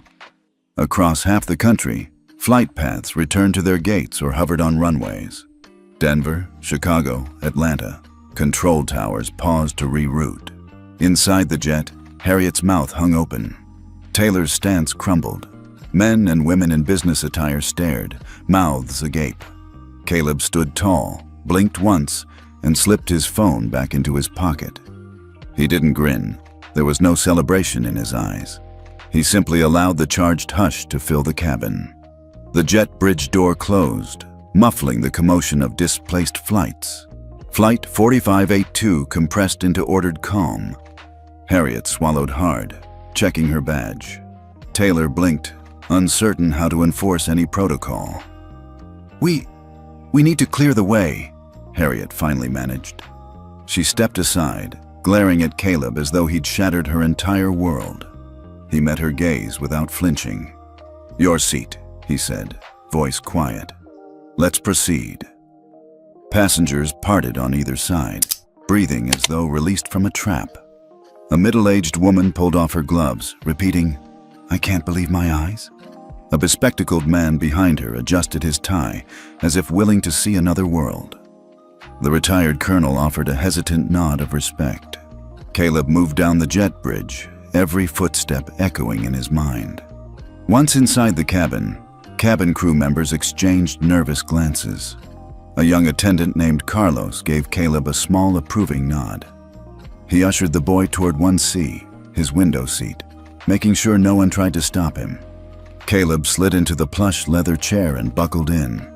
Harriet hovered in the aisle, whispering to Taylor. He shook his head. There was nothing they could do. Caleb exhaled slowly. He tapped his grandfather's number again. "Thank you," he whispered before hanging up. He stared out the window at the terminal lights, at taxiways alive with grounded planes. In the distance, screens blinked a warning message. National Passenger Trust Index engaged. Flight attendants straightened uniforms. The captain's voice came over the intercom, steady and professional. "Good morning, ladies and gentlemen. As you can see, we're experiencing an unexpected delay. We'll advise you shortly." No one dared protest. The narrative had shifted. In that moment, 13 feet down the aisle, a boy in a hoodie commanded more power than any of the adults in business suits. It wasn't arrogance. It was the quiet strength of someone who knew his worth and refused to surrender. And as Flight 4582 eventually lifted off, the cabin held a new sense of tension laced with awe. Somewhere in Nebraska that morning, Governor Thornhill sipped his coffee, listening to the news feed broadcast the story in real time. His grandson had learned the most important lesson. You don't have to raise your voice to be heard. When the system finally acknowledged him, the entire aviation network had no choice but to listen. The engines hummed beneath Caleb as he settled into his window seat. Through the cabin's small oval window, the curvature of the tarmac glowed under Denver's early sunlight. He closed his eyes for a moment, taking a steady breath. The thunder of startled passengers still echoed in his mind. But here, at 35,000 feet, the world felt momentarily paused. Caleb Thornhill had never imagined he'd command this kind of attention. At 13, he'd always been quiet, someone who preferred to listen rather than speak. Back home in Lincoln, Nebraska, his afternoons often revolved around the tall bookshelves lining his grandfather's study. The late afternoon sun cutting through dust motes as Governor George Thornhill combed through policy briefs. Caleb would perch on the edge of his desk chair, scribbling notes about economic models or the ethical implications of automation in agriculture. His grandfather would glance over, nodding approval, but rarely offering more than a gentle reminder. Facts matter more than noise. He opened his eyes and glanced around first class. The leather seats were wide and forgiving, the cabin crew efficiently clearing the service carts. Most passengers avoided his gaze now, casting furtive glances instead. Some wary, others curious. In the very back of his mind, he recognized a sense of unease. He was a living proof that privilege and accountability could collide in a single moment. Back in Lincoln, his routines had been simpler. Weekends meant visits to small-town diners with his grandfather, peppery eggs and toast soldiers served on blue ceramic plates, followed by long walks through the Nebraska State Capitol grounds. It was there he learned how government could feel both vast and intimate. A stanchion holding together sprawling systems, yet composed of individuals with faces and stories. He'd often overheard citizens lamenting slow processes or bureaucratic red tape, but his grandfather would remind him, systemic change begins with understanding, not frustration. Caleb's mother had died when he was 9, a loss so abrupt that it had left him adrift. His father was serving overseas with the U.S. Army, stationed somewhere beyond his reach. So, responsibility fell to his grandfather, both as guardian and mentor. Governor Thornhill had taken it upon himself to instill in Caleb a sense of moral clarity. At night, they'd debate questions of right and wrong. Was it better to break a rule for a bigger cause? Did silence equal approval? Or was it sometimes a strategic choice? Those late-night talks, lamps flickering against stackable policy journals, shaped Caleb's sense of self far more than any classroom lecture. When the Nebraska Youth Forum application arrived in the mail, Caleb had stared at the parchment-quality envelope for days before deciding to apply. It was more than a scholarship opportunity to Harvard's youth leadership camp. It was a chance to represent his community on a national stage. He'd prepared by memorizing statistical data on youth voter registration in rural districts, drafting a policy brief on education funding inequities, and compiling quotes from Abraham Lincoln to highlight the state's heritage of justice. His grandfather had watched, smiling quietly, before placing a hand on his shoulder and saying, "You're ready." As the plane climbed above the Rocky Mountains, Caleb scrolled through photos in his mind. Last summer's chess tournament at Lincoln's Community Center, where he'd beaten opponents twice his age. The library, where he'd built a small mentoring circle for younger kids struggling with reading. And the nights spent coding in his makeshift home office, developing a prototype app to help local farmers monitor crop yields. He'd earned a perfect 4.0 GPA, a handful of science fair awards, and 2 provisional patents for Nebraska Harvest Predictor. But none of that mattered. What mattered was the quiet gravity of being taken seriously, and the sudden collision with Harriet Stone had reminded him that most of the world still expected children to shrink away. A soft chime from his phone cut through his thoughts. He swiped open the Clearfly Anchor app. The interface was simple, a deep blue background, the words, National Passenger Trust Index, shining in white. His profile photo, a picture of him standing beside his grandfather at a Capitol event, hovered in the top corner. Below it, a single button read, Request Authorization. Right now, that button was grayed out, locked until his grandfather's final command activated it. He tapped the icon anyway, fingers brushing against the glass as if it could spring to life with a new initiative of software upgrades. He remembered the day his grandfather had handed it to him, pressing the small card into Caleb's palm. "Consider this a toolkit," Governor Thornhill had said. "Not a gift, an obligation. If you ever see injustice in the air or on the ground, you have both the right and the responsibility to act. This system is fragile, and you're one of the few who can keep it honest." Caleb tapped the edge of his phone. He was still the only person on this aircraft beneath 18 who had that level of access. Most adults had no idea such a tool existed. let alone that a child could wield it. The realization made his chest tighten. He slid his phone into his hoodie pocket, heart settling into a steady rhythm. He hadn't acted to punish. He'd acted to preserve integrity. A soft knock at his armrest drew his attention.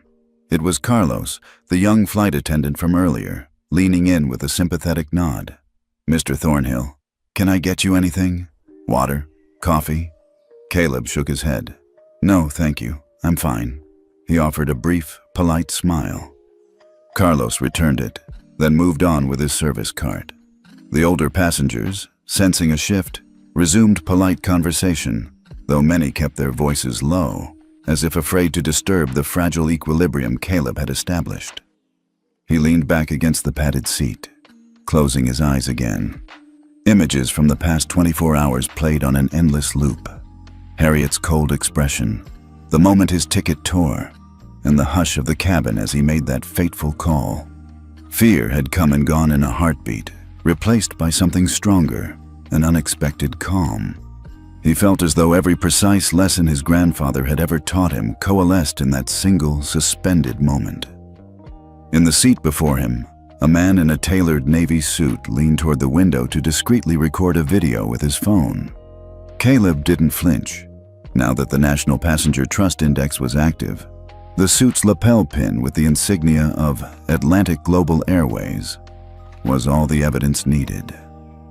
The policy hadn't been fully implemented nationwide yet, but today it functioned perfectly, swiftly, and without mercy for protocol violations. The cabin lights dimmed as Flight 4582 leveled off.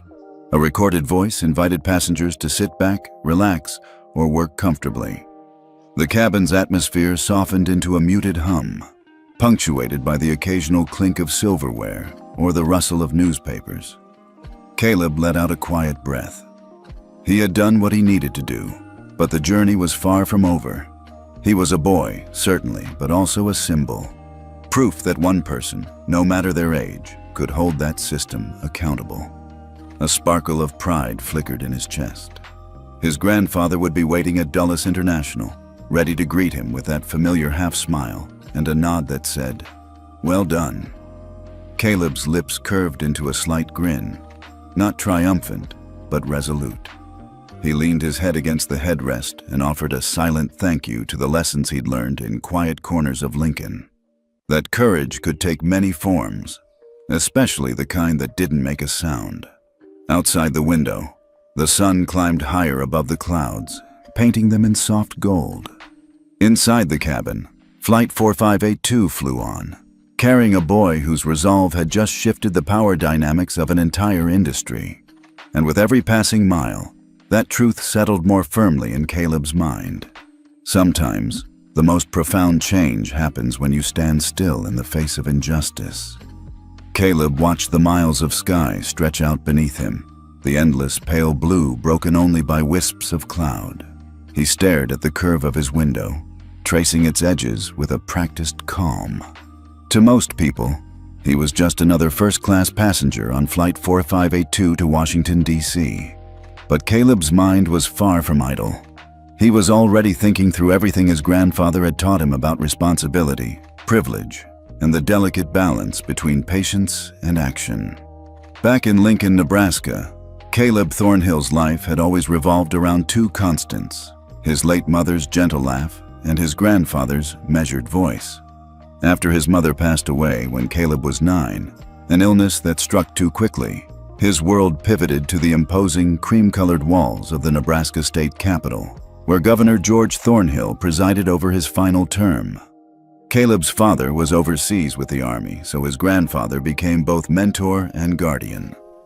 Those afternoons in the Capitol's hallway, strolling beneath tall columns as journalists and constituents buzzed around them, Caleb learned that government was supposed to serve people, not power. He learned that watching from the sidelines was not enough. Sometimes, he would have to walk through the crowd and speak. When the invitation arrived, an embossed envelope announcing that he had been chosen to represent Nebraska in the National Youth Forum in Washington, D.C., Caleb felt a lump in his throat. This wasn't just any summer program. It was the culmination of everything he and his grandfather had talked about: policy, ethics, and the role young voices could play in shaping the future. He had spent months preparing, poring over statistics on youth voter turnout, drafting position papers on rural education funding, and memorizing quotes from historic Nebraskan legislators. His grandfather had watched him work nights in his home office, stacks of books, 2 monitors humming, without saying much, until the day he finally handed Caleb an envelope with a small card tucked inside. "Here," his grandfather said, voice soft. "You'll need this." On the card, printed in dark blue ink, was the logo for Clearfly Anchor. In the top corner sat the crest of the National Passenger Trust Index. Only a handful of people in the entire country held this credential, and now, for the next 48 hours, Caleb did. It was part of a pilot program to test new safeguards for minors traveling alone. His grandfather, in his official capacity, had arranged a temporary delegate status for Caleb. The card allowed him to flag or override minor-related protocol violations in first-class cabins, technology that almost no one knew existed. Caleb remembered how he felt when he first read the card like a secret treasure map. He understood its weight. One wrong move could jeopardize an entire airline's access to federal funding. It was an enormous responsibility. But his grandfather had reminded him, it isn't just about holding power. It's about wielding it to protect the vulnerable. That was a lesson Caleb took seriously, but also with a pinch of awe. He was only 13, after all. Now, as Flight 4582 gained altitude, he recalled the moment his grandfather had handed him the boarding pass. "You'll fly under my name's courtesy," he'd said, handing Caleb a laminated badge with his mother's maiden name on it. "Let them see you for your own merit, not for mine." Caleb had nodded, heart racing with excitement. He was used to being one of the youngest kids in any room, but this was different. Here, he carried the weight of an entire legacy. Yet he also alone would need to prove himself. He tucked the small gray hoodie into his lap and caught sight of the navy blue blanket folded at his feet. The cabin's hush was almost meditative. A flight attendant moved quickly to distribute noise-canceling headphones, and a gentle chime signaled the drink service had begun. Caleb didn't need anything. He had waterproof packages of data and notes already open on his tablet, ready for the first of many policy debates he'd participate in during the forum. Still, he let the attendant set a water bottle on the small side table. The gesture was polite. He said, "Thank you," in a quiet voice. He had learned that politeness cost nothing but respect. The attendant glanced at his face, as though reassessing him now that his seat was secure. She offered a half smile, then moved on. His thoughts drifted back to Lincoln's Sunday evenings, when his grandfather would settle in his leather armchair with 2 cups of mint tea. They would discuss everything from renewable energy subsidies to youth prison reform. Tonight, his grandfather was probably in that same chair, listening to coverage of Flight 4582 on Nebraska Public Radio, waiting for news to break about what his grandson had done. He recognized that as soon as the plane touched down in D.C., every news outlet from Omaha to Washington would be dissecting what had happened. He pulled up the National Youth Forum's website on his tablet. The first agenda item was a roundtable on student civic engagement. Next was a panel on educational equity, and then a breakout session on rural broadband access. Caleb had written 3 short speeches, each tailored for a specific panel. He refolded his grandfather's note, laminated with his grandfather's signature. "Caleb, remember, you are not just a delegate. You are a symbol of possibility. Let your work be louder than your words." He scrolled through photos of his mother, smiling as she clutched his hand in their home garden. He felt a twinge of longing. Tomorrow, he would step into a world without her, but in a way, by stepping into the public eye, he would carry her memory forward. His reverie ended when the cabin lights dimmed for the automatic in-flight safety demonstration. The captain's calm voice filled the overhead speakers. "Ladies and gentlemen, we are beginning our initial climb to cruising altitude. Please ensure seat belts remain fastened as the seatbelt sign is illuminated. We expect mild turbulence over the Rockies. Soft laughter rippled through the cabin at the thought of mild turbulence.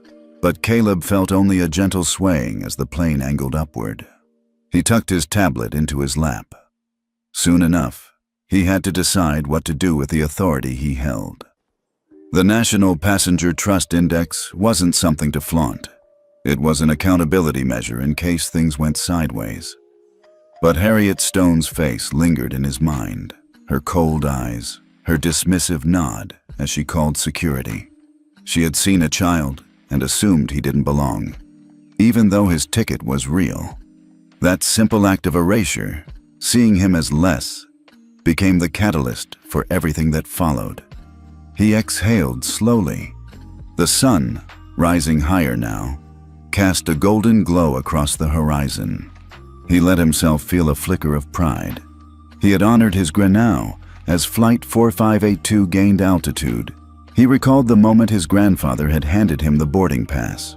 "You'll fly under my name's courtesy," he'd said, handing Caleb a laminated badge with his mother's maiden name on it. "Let them see you for your own merit, not for mine." Caleb had nodded, heart racing with excitement. He was used to being one of the youngest kids in any room, but this was different. Here, he carried the weight of an entire legacy. Yet he also alone would need to prove himself in Father's trust. He had moved deliberately, not out of anger, but out of unwavering principle. It was often said that the true test of leadership was not how loudly you spoke, but how calmly you stood your ground. A gentle knock sounded at his elbow. Carlos, the young flight attendant, appeared again. "Mr. Thornhill, we're offering appetizers now, smoked salmon, or we have fresh fruit as well." Caleb offered a small, gracious smile. "Fruit, please. Thank you." He glanced at the menu card, noting the descriptions but feeling uninterested. His mind was already plotting out the first debate question he'd pose at the forum. How can young people in rural communities exert influence on federal policy for funding and resources? He ate a few pieces of melon thoughtfully, the cool taste a quiet counterpoint to his buzzing thoughts. A couple of rows ahead, passengers were huddled close together, murmuring into their phones. He recognized bits of conversation. Thrown out of first class. Federal ethics override. 13-year-old boy. He leaned back, letting that hum of chatter wash over him.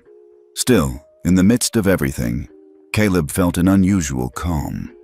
The boy who'd stepped onto the jet bridge just 30 minutes ago, a nervous, determined kid, had already proven something extraordinary. Sometimes, integrity spoke loudest when it was spoken without shouting. The in-flight crew dimmed the overhead lights further, and the service carts rolled away. A hush fell once more, broken only by the gentle drone of engines. Caleb reached into his pocket, touching the edge of the Clearfly anchor badge still tucked in his jacket. He closed his eyes, breathing slowly, letting the weight of what he'd done settle in his chest. Tomorrow, he'd walk into the National Youth Forum with thousands of eyes watching, but tonight, he would let the plane's gentle vibrations lull him into reflection. Because the reason he was on this flight, beyond representing Nebraska, was to carry forward his grandfather's legacy, one measured decision at a time. And in that clarity, he found a sense of peace. He drifted into a light reverie, imagining the Capitol steps in Washington and the room full of other youth poised to shape history. But for now, he simply let himself exist in this moment. Eyes closed, heart steady, prepared to face whatever came next. It wasn't about making a spectacle. It was about standing firm. And in his mind, that was more than enough. Caleb remained seated, heart pounding as Flight 4582 leveled off over Wyoming. The cabin lights dimmed for service, but his skin still prickled with the memory of Harriet Stone's glare. She'd taken his ticket, shredded it, and sent him to economy, all in front of a cabin full of business executives and federal aides. Now the muted drone of the engines couldn't muffle his rising discomfort. Harriet moved down the aisle, her posture rigid, a forced apology on her lips that didn't reach her eyes. "Sir, you'll need to gather your belongings and come with me," she said, voice low but sharp enough for nearby passengers to lean in and listen. She didn't call him Mr. Thornhill or Caleb, just Sir, as if he were some unruly toddler. Caleb inhaled slowly, recalling his grandfather's words, "Never let them see you bend." He reached into his pocket and pulled out the torn pieces of his boarding pass, smoothing them flat. Harriet kept her arm outstretched, as though she expected him to hand over some hidden proof. He clenched his jaw and slipped the scraps back into his pocket. He wouldn't give her the satisfaction. A hush fell over the first-class cabin. The older couple across the aisle exchanged worried glances. A man in a charcoal suit leaned forward, whispering into his phone, "You're not going to believe this." His finger hovered over the record button. Caleb felt eyes on him from every direction. Admiration, disgust, pity. Carlos, the younger attendant, hovered nearby. "Everything okay?" he asked in a low voice. Caleb gave a curt nod. "Fine," he said, his tone measured. "I'll go." He rose, shoulders squared. The plush leather seat felt like a throne he was forced to abandon. Other passengers watched in silence as he collected his backpack and tablet. In that moment, any urge to argue flared and died in his throat. He let Harriet guide him into the economy cabin, her grip light but firm on his elbow. Once there, Caleb found a single empty middle seat toward the back. He sat, making no protest. His grandfather had taught him that real power didn't always roar. It was often quiet and steady. He'd wasted no time activating Clearfly Anchor's override. Now, he'd let the system do the talking. Above him, First Class resumed the hushed rhythm of silverware and murmured apologies. He heard a man say, "I can't believe how they treated a child." Another voice whispered, "He's going to make them pay for that." Caleb closed his eyes for a moment, letting the gentle sway of the plane calm him. He remembered his grandfather's face when he'd handed Caleb the boarding pass and that clear fly card. He could almost hear that gravelly voice. "This is a test of who you are. Don't let spite push you off course." He opened his eyes to the narrow economy window, where clouds drifted by like quiet witnesses. A middle-aged woman in the row ahead met his gaze and offered a small, sympathetic smile. Caleb returned it, steadying himself. He was safe. He was right. He tapped his tablet, reviewing his presentation slides for the youth forum. Over the intercom, the captain's calm voice announced light turbulence ahead. Passengers tightened seatbelts, whispered, "Here we go," and braced for the bump. The subtle jolt felt like a reminder that life could be unsettled, but also that stability came from within. Caleb's phone vibrated in his pocket. He didn't need to check it. He knew his grandfather was monitoring the situation from Nebraska. He tapped the Clearfly Anchor icon again, watching as the system quietly escalated his ethics breach, minor displacement, to a national alert. In under 50 seconds, clear alarms would ripple through air traffic control centers. But for now, he simply took a deep breath.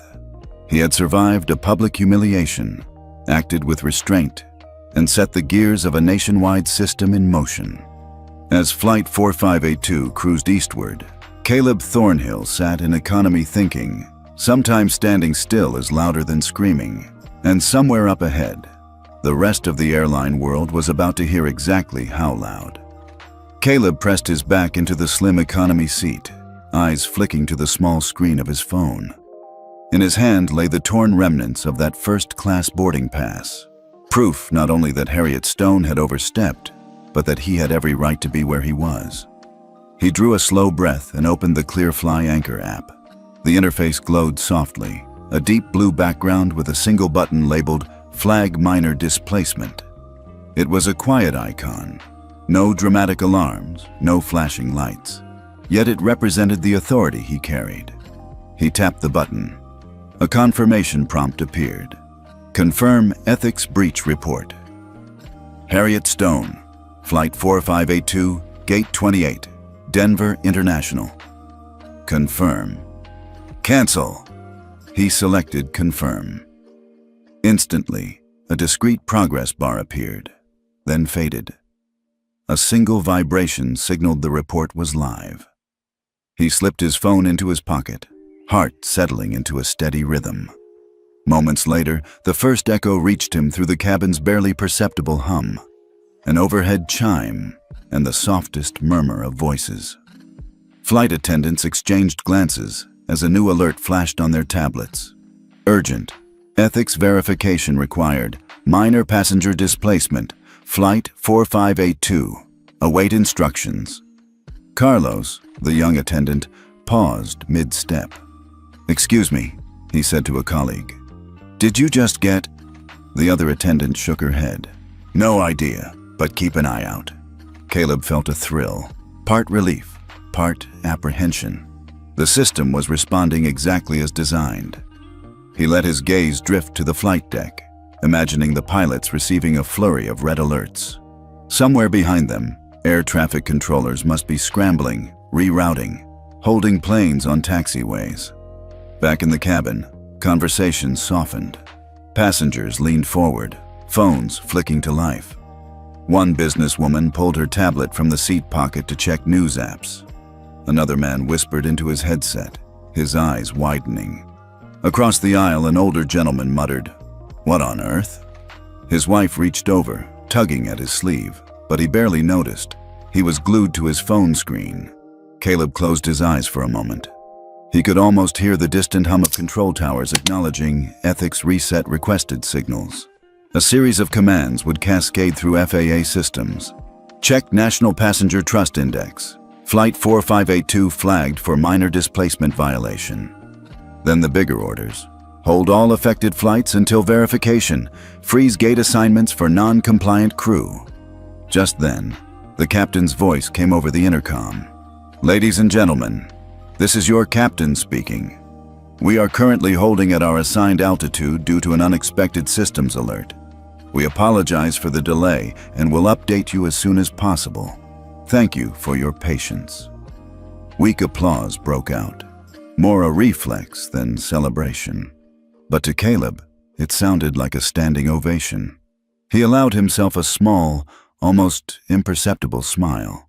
His grandfather's face flashed through his mind, the crinkled kindness in his grandfather's eyes as he once said, "Power is nothing if you don't use it to protect what matters." He settled deeper into his seat. Around him, cabin crew moved with measured urgency, quietly checking seat belts and scanning phones for any incoming directives. An attendant from first class hurried past, whispering under her breath, "Ethics flag." Flight paused, FAA on it. She glanced directly at Caleb, her eyes a mix of embarrassment and awe. Caleb met her gaze, offering a small nod. No anger, just calm assurance. A few rows back, a young girl clutching a storybook leaned in toward her mother. "Mom, what's happening?" she asked, wide-eyed. The mother smiled softly. "Someone made sure justice was served," she whispered. "We'll find out soon." At that moment, the entire cabin felt suspended between two worlds. The steady hum of the engines and the ripple of an ethical earthquake set off by a 13-year-old boy. Caleb exhaled, tapping his temple. His grandfather's lessons had never felt more real. In one quiet gesture, one deliberate tap on an app, he had summoned the system to act on his behalf. It was not revenge, it was accountability. Outside the window, clouds drifted past like silent witnesses. Inside, Flight 4582 hovered in the sky, waiting. For clearance, for confirmation, but most of all, for conscience to catch up with protocol. And as the minutes ticked on, Caleb's phone vibrated in his pocket. He didn't need to check it. He knew his grandfather was monitoring the situation from Nebraska. He tapped the clear fly anchor icon again, watching as the system quietly escalated his ethics breach, minor displacement, to a national alert. In under 50 seconds, clear alarms would ripple through air traffic control centers. Leb Thornhill sat poised, knowing he had already changed the course of more than just one flight. As Flight 4582 settled into cruising altitude, Caleb pressed his phone back into his pocket and leaned forward slightly. Around him, the cabin had settled into a low murmur, laptops clicking, a child in the next row dozing. flight attendants quietly preparing mid-air service. But Caleb's world felt electric. He closed his eyes, recalling the exact moment his grandfather had pressed that clear fly anchor badge into his hand. Now, with Harriet Stone's insult still fresh, he tapped the icon one more time. The home screen faded into a simple confirmation prompt. National Passenger Trust Index, activate ethics override for Flight 4582. He exhaled, tapping confirm. Nearly instantaneously, his phone vibrated. On the screen, a discreet notification read, "Ethics breach acknowledged," followed by a short countdown, 06 to deactivation. That 6-minute window was all major air traffic control needed to reroute dozens of other flights and lock gate assignments. Caleb opened his eyes and glanced around. No one noticed anything overtly unusual, just a faint shift in the cabin's energy. He watched as a flight attendant 2 rows down received an alert on her tablet, her brow furrowing. In the aisle, another attendant passed on the message to the purser in a hushed tone 6 minutes later, marked by a gentle chime through the in-flight announcement system. A formal message appeared discreetly on every pilot's console in the domestic network. National Passenger Trust Index override in effect. Flight 4582 flagged for minor displacement. Hold all related departures.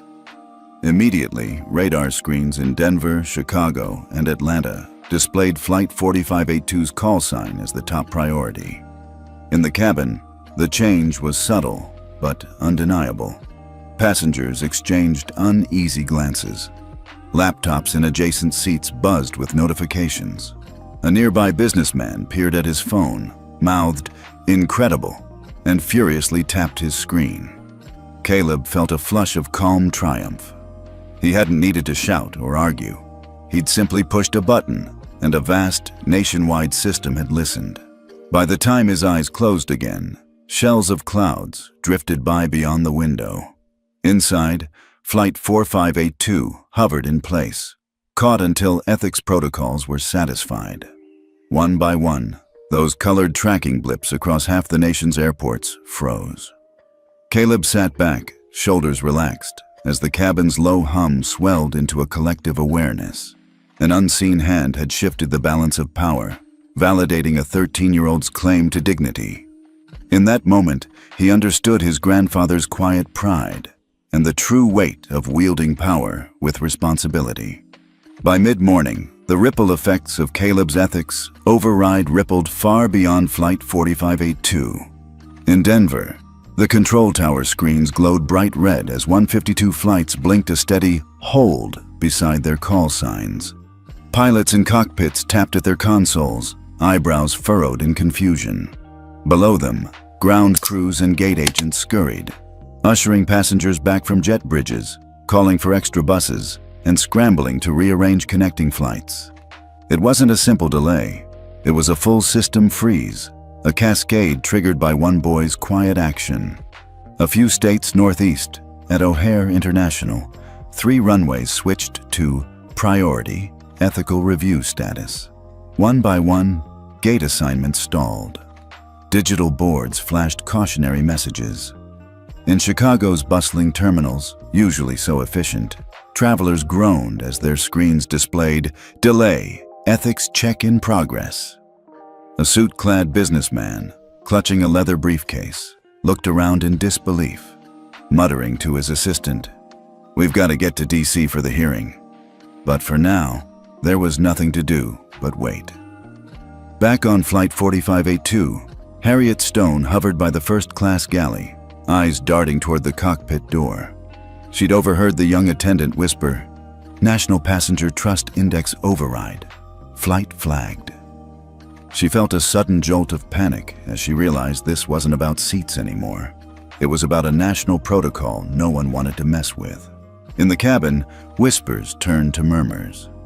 A woman 2 rows in front of Caleb typed furiously into her phone, live streaming the scene under the headline, "Denver boy stands up to flight attendant. Now he's halting 150-plus flights." Her followers had already spiked into the tens of thousands. Another passenger, a retired teacher, shook his head in amazement. "I've never seen anything like this," he said as he recorded the exchanges on his tablet. Caleb watched all of it unfold with remarkable calm. He leaned forward slightly, mind tracing the steps his grandfather had mapped out. Choose your moment. Speak truth with action. He didn't clap or cheer. He simply observed. Through the tiny lens of his window, clouds drifted by as if they, too, were waiting for the outcome. Meanwhile, major news networks picked up the story. In Atlanta, scores of travelers at Hartsfield-Jackson looked up from their phones to realize their flights to Dallas, New York, and Miami had all vanished from the departure boards. A grizzled veteran pilot, waiting patiently at the gate, shook his head, muttering, "Never seen a kid do that." Down the concourse, a woman in an aisle seat scrolled social media and gasped at the headline. "Boy, 13, freezes 1.7 BB in flight funding." In Denver's airline boardroom, executives in crisp suits huddled around a table strewn with tablets and coffee cups. They brought up Flight 4582's designation: urgent, ethics override, minor displacement. The lead operations manager barked into his phone. "Get me someone at FAA, now!" He jabbed a finger at the screen, where Caleb's face, calm, resolute, filled the app's icon. He couldn't believe that a single boy held more operational sway than any of them. Back on the plane, a hush settled as the captain's voice came over the intercom. "Ladies and gentlemen, we apologize for this unprecedented delay. Due to an ethics verification request, we must remain at cruising altitude until further notice. Thank you for your patience and understanding." A collective sigh swept through the cabin. Businessmen looked at their watches. A mother cradled her newborn, whispering in her ear.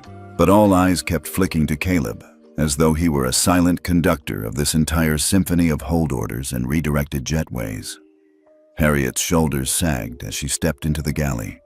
She found Carlos, who gave her a sympathetic shake of the head. "He did it," Carlos said quietly. "It's all on that boy." Harriet's throat tightened. She hadn't intended for things to escalate.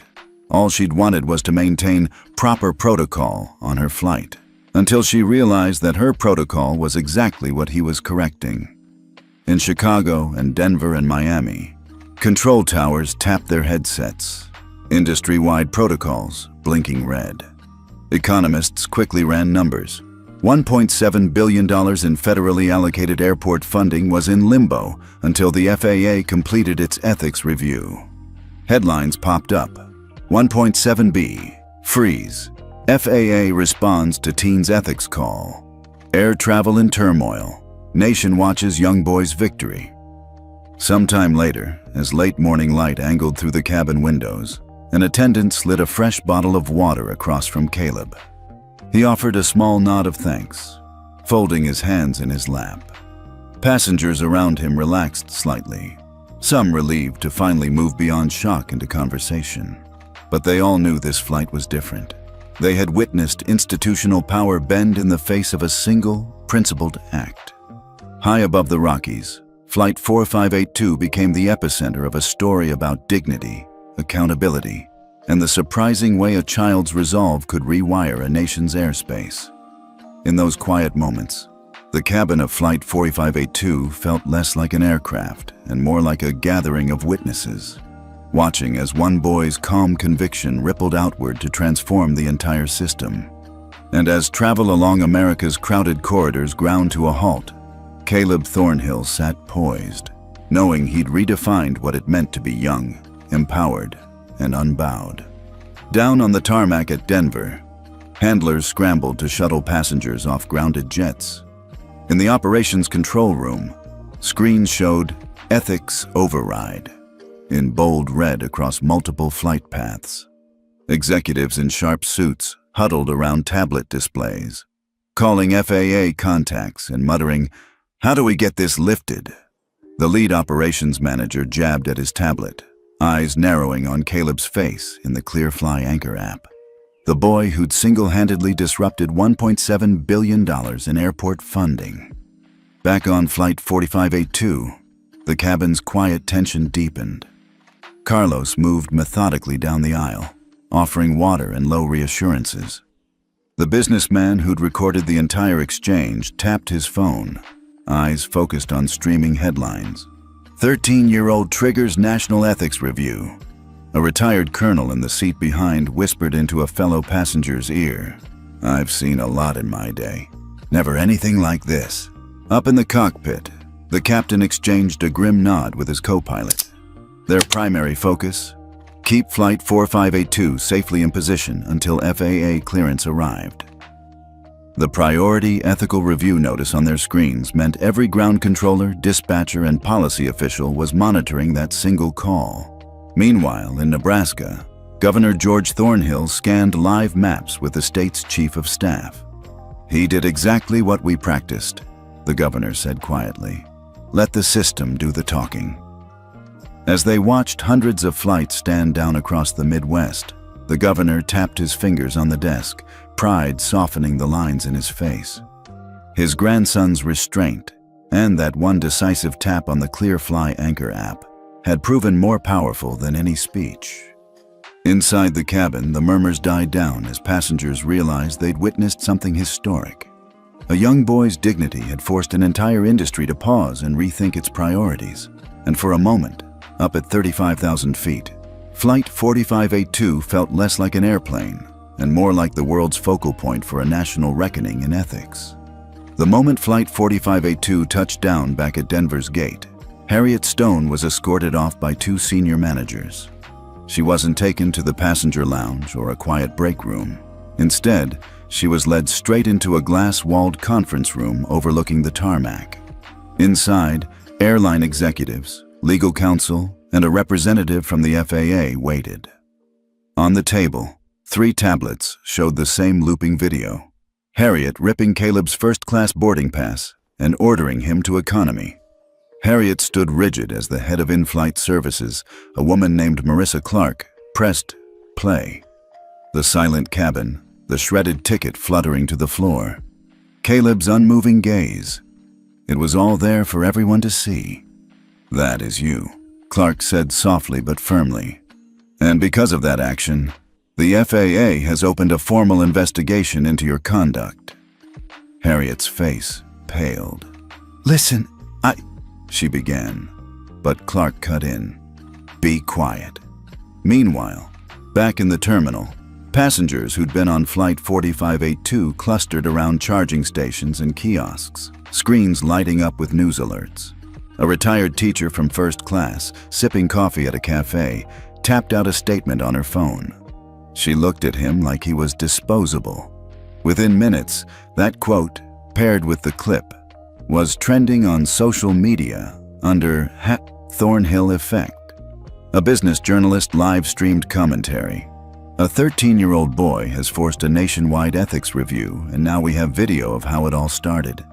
Tell me, have you ever seen anything like it? Inside the conference room, FAA investigator Linda Chu leaned forward, steepling her fingers. We've gathered statements from multiple passengers. Several corroborate that Ms. Stone questioned Caleb not for any security concern, but simply because of his age. That is discriminatory, and it falls under Federal Aviation Regulation 14 CFR Part 382, Non-Discrimination in Air Travel. Harriet swallowed, glancing at her tablet where the FAA's Notice of Inquiry flashed.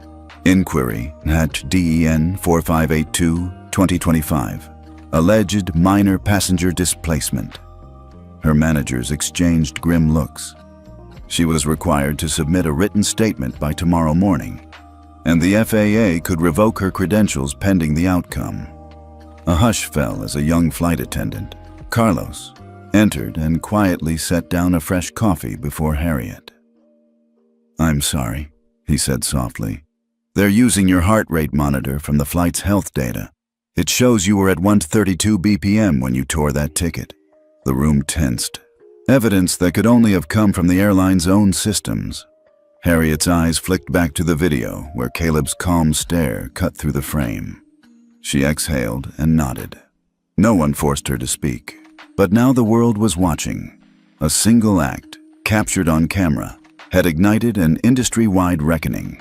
And in this glass-walled room, there was no place left to hide. Crackling fluorescent lights filled the spacious lobby of a Denver hotel that afternoon.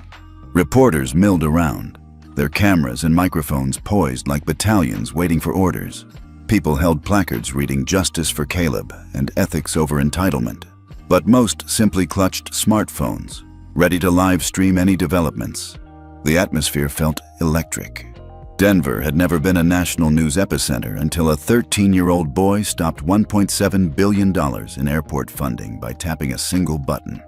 Now, Governor George Thornhill arrived, flanked by a small entourage, a sharp-suit civil rights attorney named Michael Reynolds, and 2 aides carrying neatly bound packets of briefing materials. Caleb stood off to the side, staring at the mirrored walls as he tugged at his shirt collar. He had emerged from economy earlier, quietly, without fanfare, so that his grandfather could present him alongside a podium draped with an "Ethics in Air Travel" banner. The governor nodded at Caleb, offering a reassuring half-smile. Michael Reynolds closed his briefing folder and tapped a pen against his notepad. "You ready for this?" Reynolds asked. Caleb took a deep breath. "I think so," he said, voice low but steady. "It's just a lot of people." Michael patted his shoulder. "A lot of people who needed to hear you." At precisely 2:00 p.m., the ballroom doors swung open. Governor Thornhill stepped up to the podium, gazing out across a sea of cameras, bright lights reflecting off polished lenses. The click of shutters felt deafening in Caleb's ears.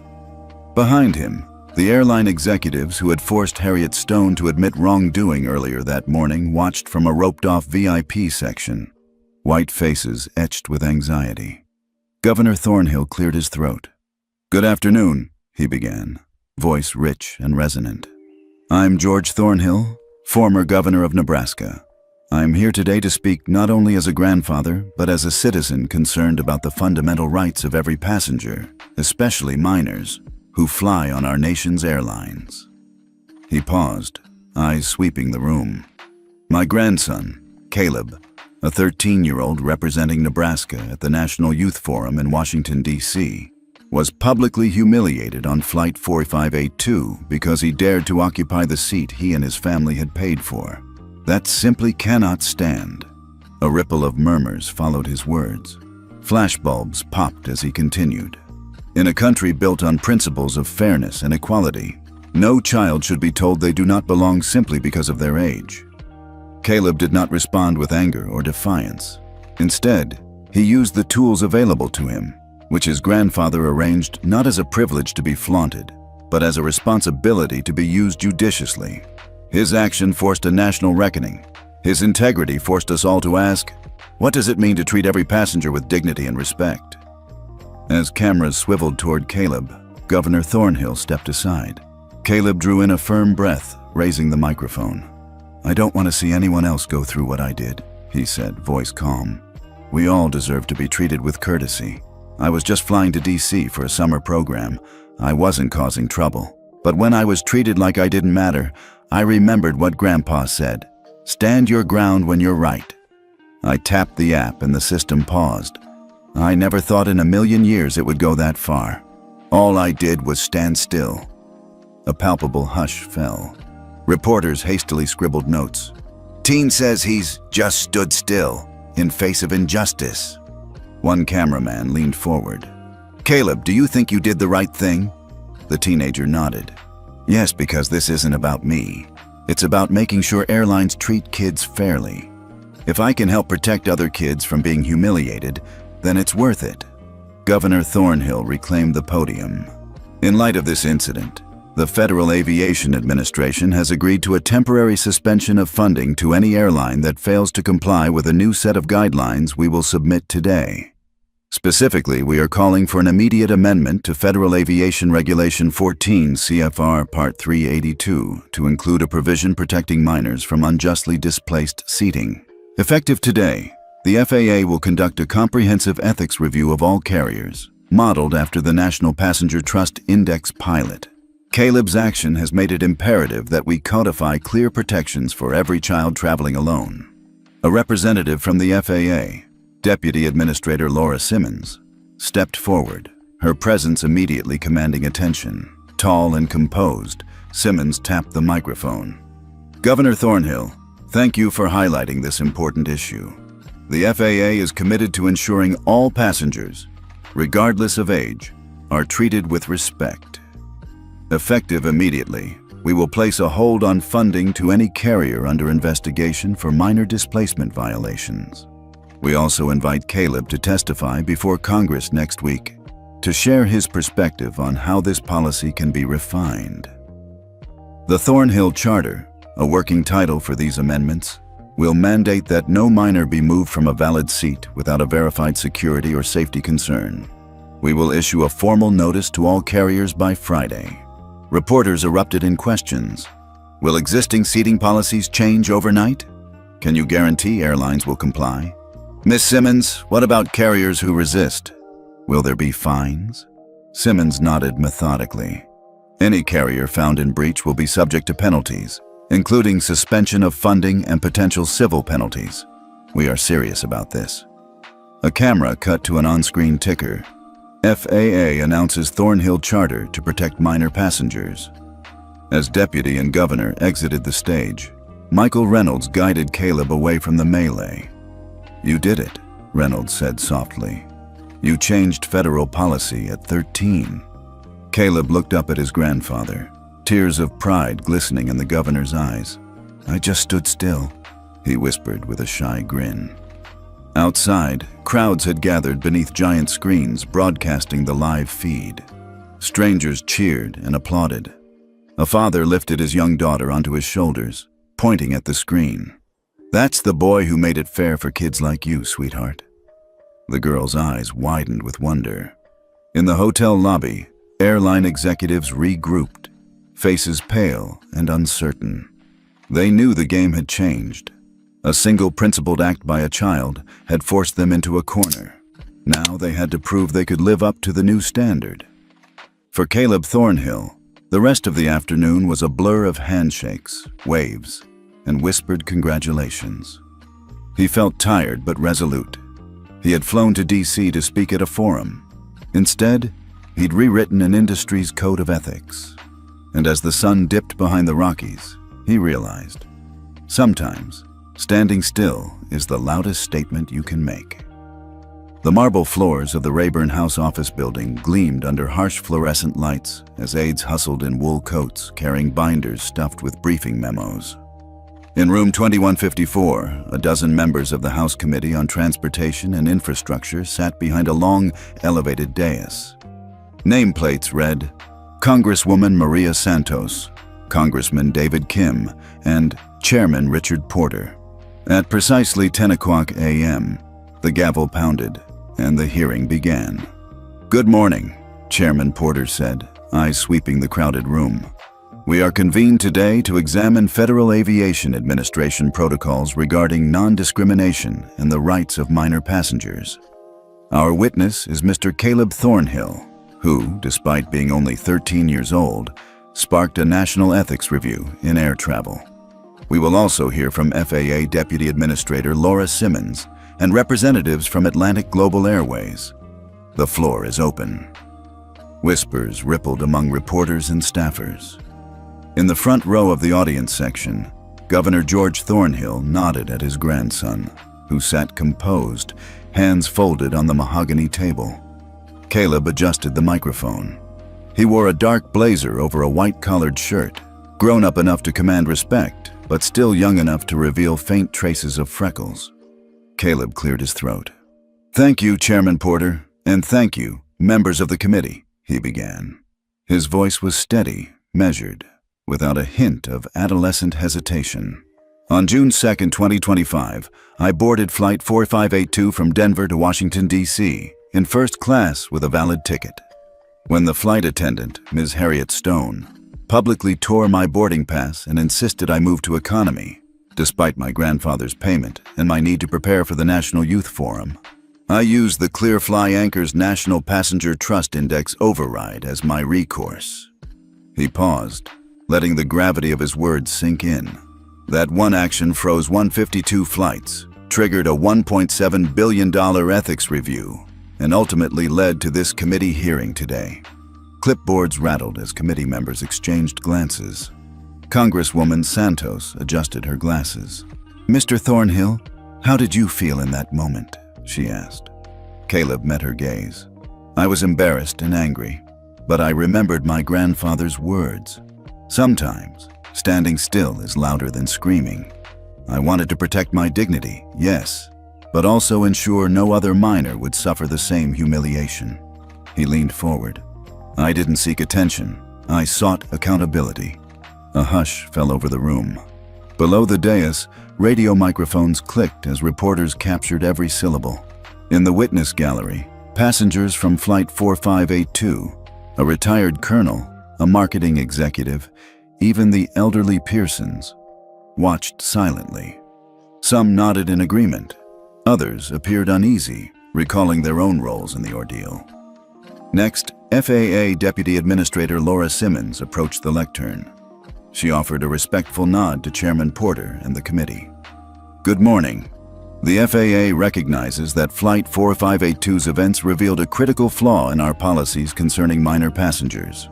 Effective immediately, we propose the Thornhill Charter, an amendment to 14 CFR Part 382. Under this charter, carriers receiving federal funding must adhere to the following provisions. Seat protection for minors. No passenger under 18 possessing a valid ticket may be relocated from their seat without documented security or safety concerns. Enhanced ethics monitoring. All airlines must implement real-time ethics audits via the National Passenger Trust Index or equivalent system. Any flagged minor displacement triggers an immediate operational hold until verified. Public reporting requirements. Carriers are required to publicly disclose, on a quarterly basis, any ethics flags and resolution outcomes, ensuring transparency. She cleared her throat. These measures will be codified in the Federal Register by next week. Non-compliance will result in suspension of federal grants, civil penalties up to $5 million per violation, and potential revocation of operating certificates. A murmur swept through the gallery. Representative Kim scribbled notes, impressed by the specificity. The chairman nodded. Deputy Administrator Simmons, will this apply to all airports, including those currently under upgrade contracts? He asked. Simmons met his gaze. Yes, sir. Any airport receiving federal funds for construction, expansion, or modernization must demonstrate compliance with these ethics provisions to secure continued funding. She tapped a tablet showing a map with highlighted airports in Texas, Colorado, and Illinois. We are already collaborating with Denver International, O'Hare, and Hartsfield-Jackson to integrate ethics audit modules into their ground control systems by the end of July. In the audience, a small group wearing ethics over entitlement pins applauded softly. Caleb allowed himself a brief, satisfied smile before turning back to the camera banks. He felt his heart swell at the sight of his grandfather, white hair still neat, eyes gleaming with pride. The final witness was the CEO of Atlantic Global Airways, Lawrence Phillips, escorted by legal counsel. He stepped forward with a measured expression. Members of the committee, Atlantic Global recognizes the significance of this moment. We have withdrawn Ms. Harriet Stone from flight duty effective immediately, pending a complete internal review.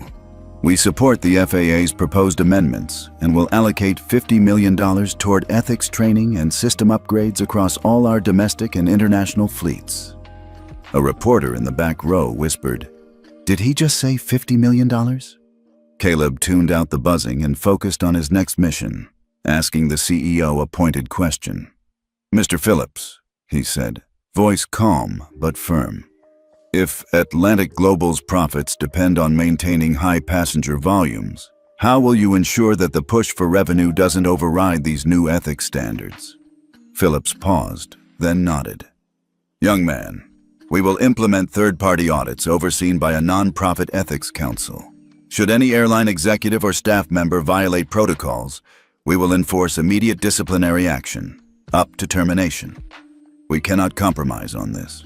The chairman's gavel tapped. "Thank you, Mr. Phillips." He turned to Caleb. "Any final remarks, Mr. Thornhill?" Caleb inhaled. Yes, Chairman. This isn't just a policy fix, it's a cultural shift. We must teach every flight attendant and passenger that dignity isn't negotiable. Every child deserves respect.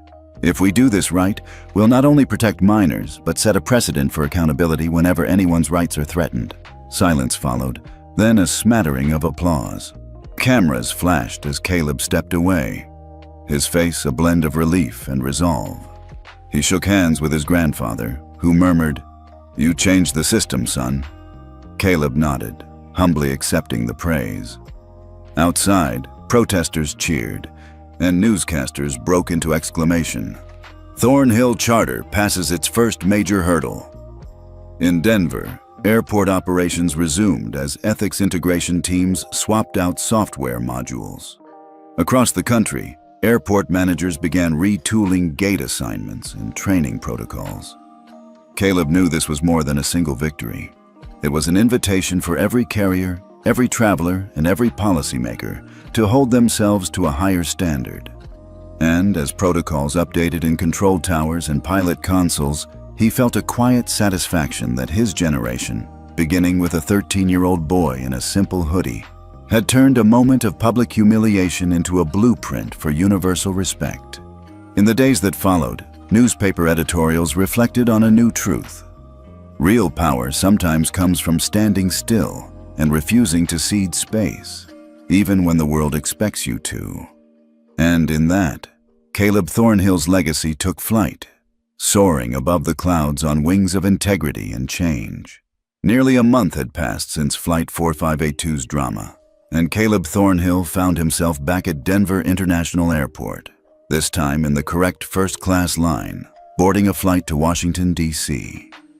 His reflection flickered across the polished glass wall as he walked toward Gate 14. Gone was the tension that had shadowed his previous trip. In its place, a quiet confidence settled in his chest. He smoothed the crease in his navy blazer, a small concession to looking official, as his grandfather liked to remind him. A flight attendant intercepted him before he reached the counter. Her name tag read Diana Wilson, and she offered a warm, genuine smile. Diana was Atlantic Global's newly appointed chief flight attendant, the first black woman to hold the position. She'd been one of the first to receive the airline's revamped ethics training, and Caleb had heard whispered praise of her leadership at both cabin and corporate levels. "Mr. Thornhill," she said, her tone respectful, "it's good to see you again. We've updated our boarding procedures. No one will question your ticket today." She scanned his pass without a second glance at his hoodie and handed it back. "Have a pleasant flight." He nodded, grateful. "Thank you, Ms. Wilson." "Call me Diana," she replied smoothly. "Enjoy your flight." As Caleb proceeded down the jet bridge, he noticed something striking. The flight attendants he encountered were noticeably more diverse than before. Several were black or brown, others Asian or Hispanic. A mosaic of faces that reflected the millions of passengers who flew Atlantic Global each year. It was a subtle yet powerful testament to the airline's commitment to change. At the aircraft door, Captain Williams stood waiting. He gave a small salute. "Mr. Thornhill," he greeted. "Good to have you back on board. How've you been?" "Doing well, sir," Caleb said. He reached a hand out, and the captain shook it firmly. "Thank you for everything." Williams smiled, a crease forming at the corner of his eye. "You set a new standard here. We're still working on full implementation, but the progress has been remarkable." He nodded toward the galley. "Diana will make sure your trip is smooth. If you need anything, let me know." Caleb settled into seat 1A, a window view over the Rockies. He tapped his phone to a news alert. "Harvard Business School adds Thornhill Charter case to CSR curriculum," read the headline. Beneath it, a subheading noted that several major carriers, including United and Southwest, had adopted versions of the Thornhill Protocol after seeing Atlantic Global's success. A quick scroll revealed that 15 airport authorities had begun installing ethics monitoring panels akin to ClearFly Anchor's interface in control towers, and 2 other airlines had publicly credited Caleb's case as the impetus for their new diversity and inclusion-focused flight attendant training. Caleb felt a familiar tug in his chest, the pride of knowing that his small act had catalyzed system-wide change. A flight attendant appeared with a courtesy water bottle and a laminated brochure. The brochure's title read, "Your Rights as a Minor Passenger," the Thornhill Charter explained. It outlined bullet points such as, valid ticket minors cannot be moved except for documented safety or security reasons. Real-time ethics audits via ClearFly Anchor or equivalent systems. Quarterly public reporting of seat reassignment incidents. He tucked the brochure into his backpack for later reference. As the safety demonstration began, he gazed out the window at the sprawling runway below. The plane taxied, and he recalled the first time he'd boarded Flight 4582, the way Harriet Stone had torn his ticket and the hush that followed. Now, the same cabin hummed with activity but carried a different undertone, quiet assurance that the airline's crew would honor every passenger's dignity. A few minutes later, during the final boarding call, Caleb noticed an elderly white couple approach the gate. He recognized them immediately. The Pearsons, the same couple whose demands had triggered the original confrontation. Their faces looked strained. The woman's hands clenched a single economy boarding pass, while her husband clasped a small first-class permit. When they reached Diana, she greeted them politely. "Good morning, Mr. and Mrs. Pearson. Welcome back." Mrs. Pearson's lip quivered. We'd like to sit together, please." Diana offered a calm nod. "Of course. I see you purchased economy for the first leg, but I have a seat available in first class for you. Complimentary. My apologies for any confusion. Would you like me to escort you there?" Mr. Pearson glanced at his wife, whose eyes brimmed with tears, part relief, part embarrassment. "Thank you," he said quietly. "Yes, please." An attendant led them past Caleb's row, and he watched as Mrs. Pearson took her seat, visibly humbled. In the seat she'd once tried to claim for Caleb, she paused, looked back, and mouthed, "I'm sorry." Caleb gave her a small nod. No resentment, only quiet acknowledgement that she'd learned a painful lesson. As the Pearsons settled, another flight attendant approached a young black woman wearing a business suit. "Ms. Washington, we've upgraded you to first class, complimentary, for your comfort." The woman's eyes widened. "Thank you," she replied softly. "I appreciate it." It was Zoe Washington, a former marketing executive Caleb had met on his first flight.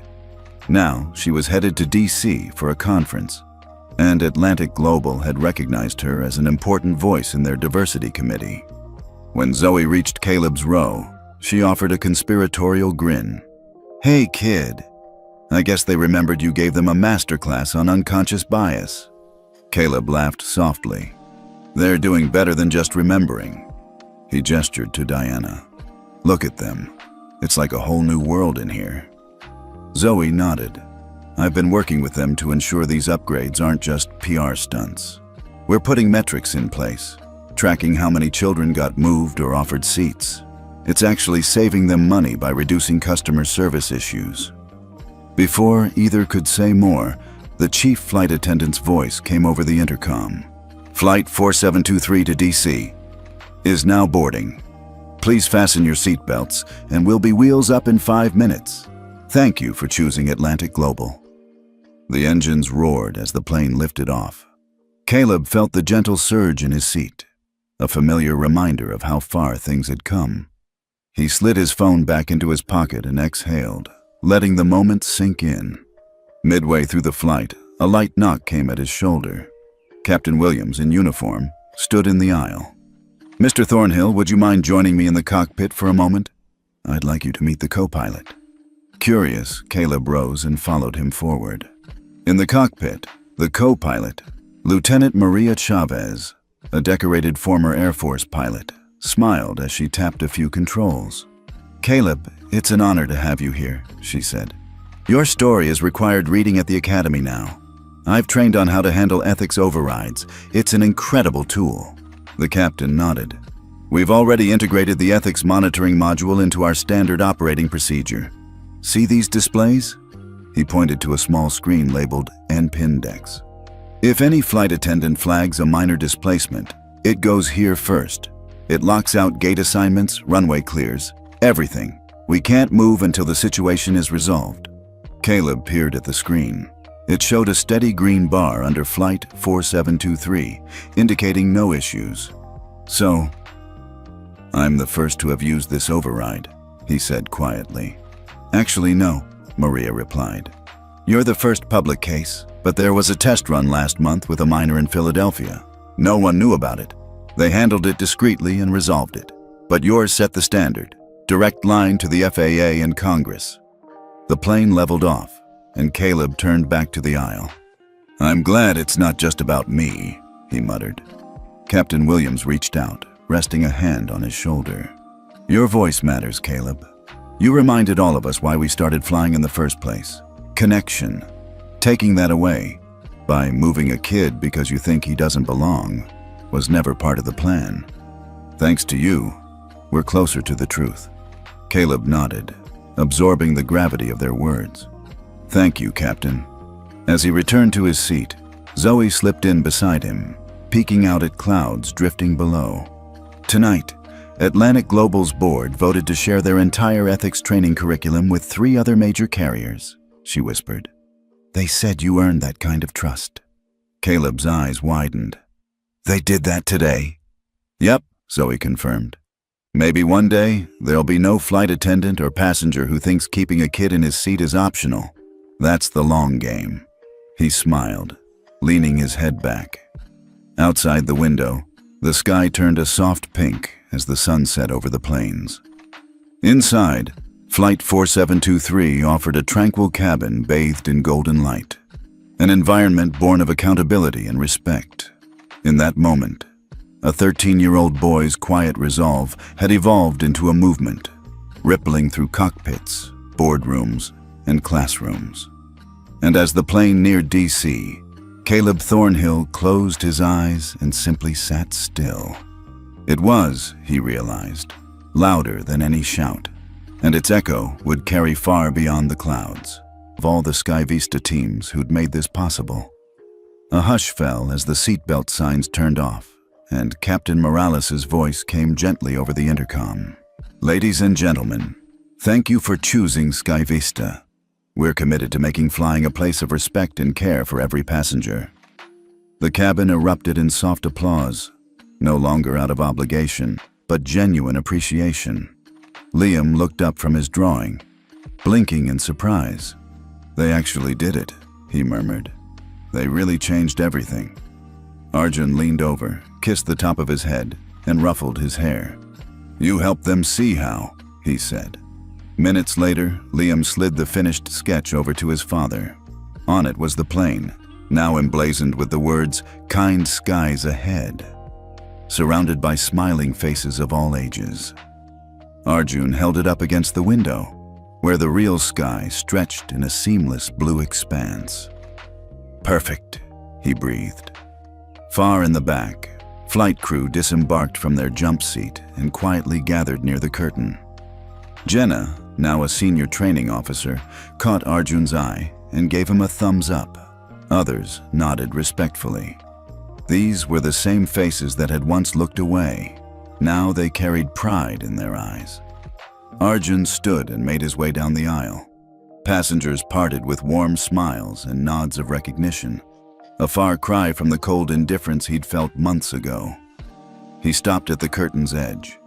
Sandra Whitmore, the former first-class attendant, stood there too, her presence more a memory now than a threat.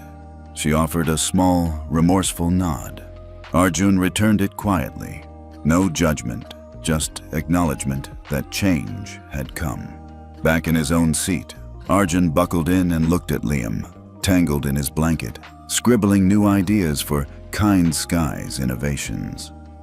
He thought of the long journey, from a tearful toddler in business class to a cabin transformed by empathy. It wasn't just policy or protocol.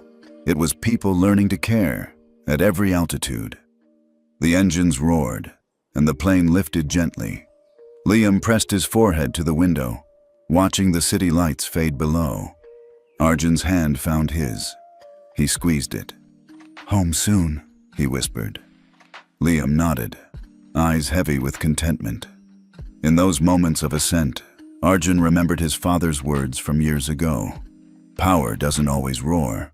Sometimes it whispers. Tonight, that whisper had become an anthem. Above the clouds, the night sky glowed with stars, untouched, unwavering. And in that expanse, a promise floated freely, that every child, every elder, every traveler would find a seat in the sky where dignity reigned. The plane did not tremble. No harsh bumps, just a smooth glide toward tomorrow. And as the cabin lights dimmed to a gentle twilight, father and son drifted into a peaceful silence, two hearts resting easy, carried by wings shaped not just for travel, but for trust.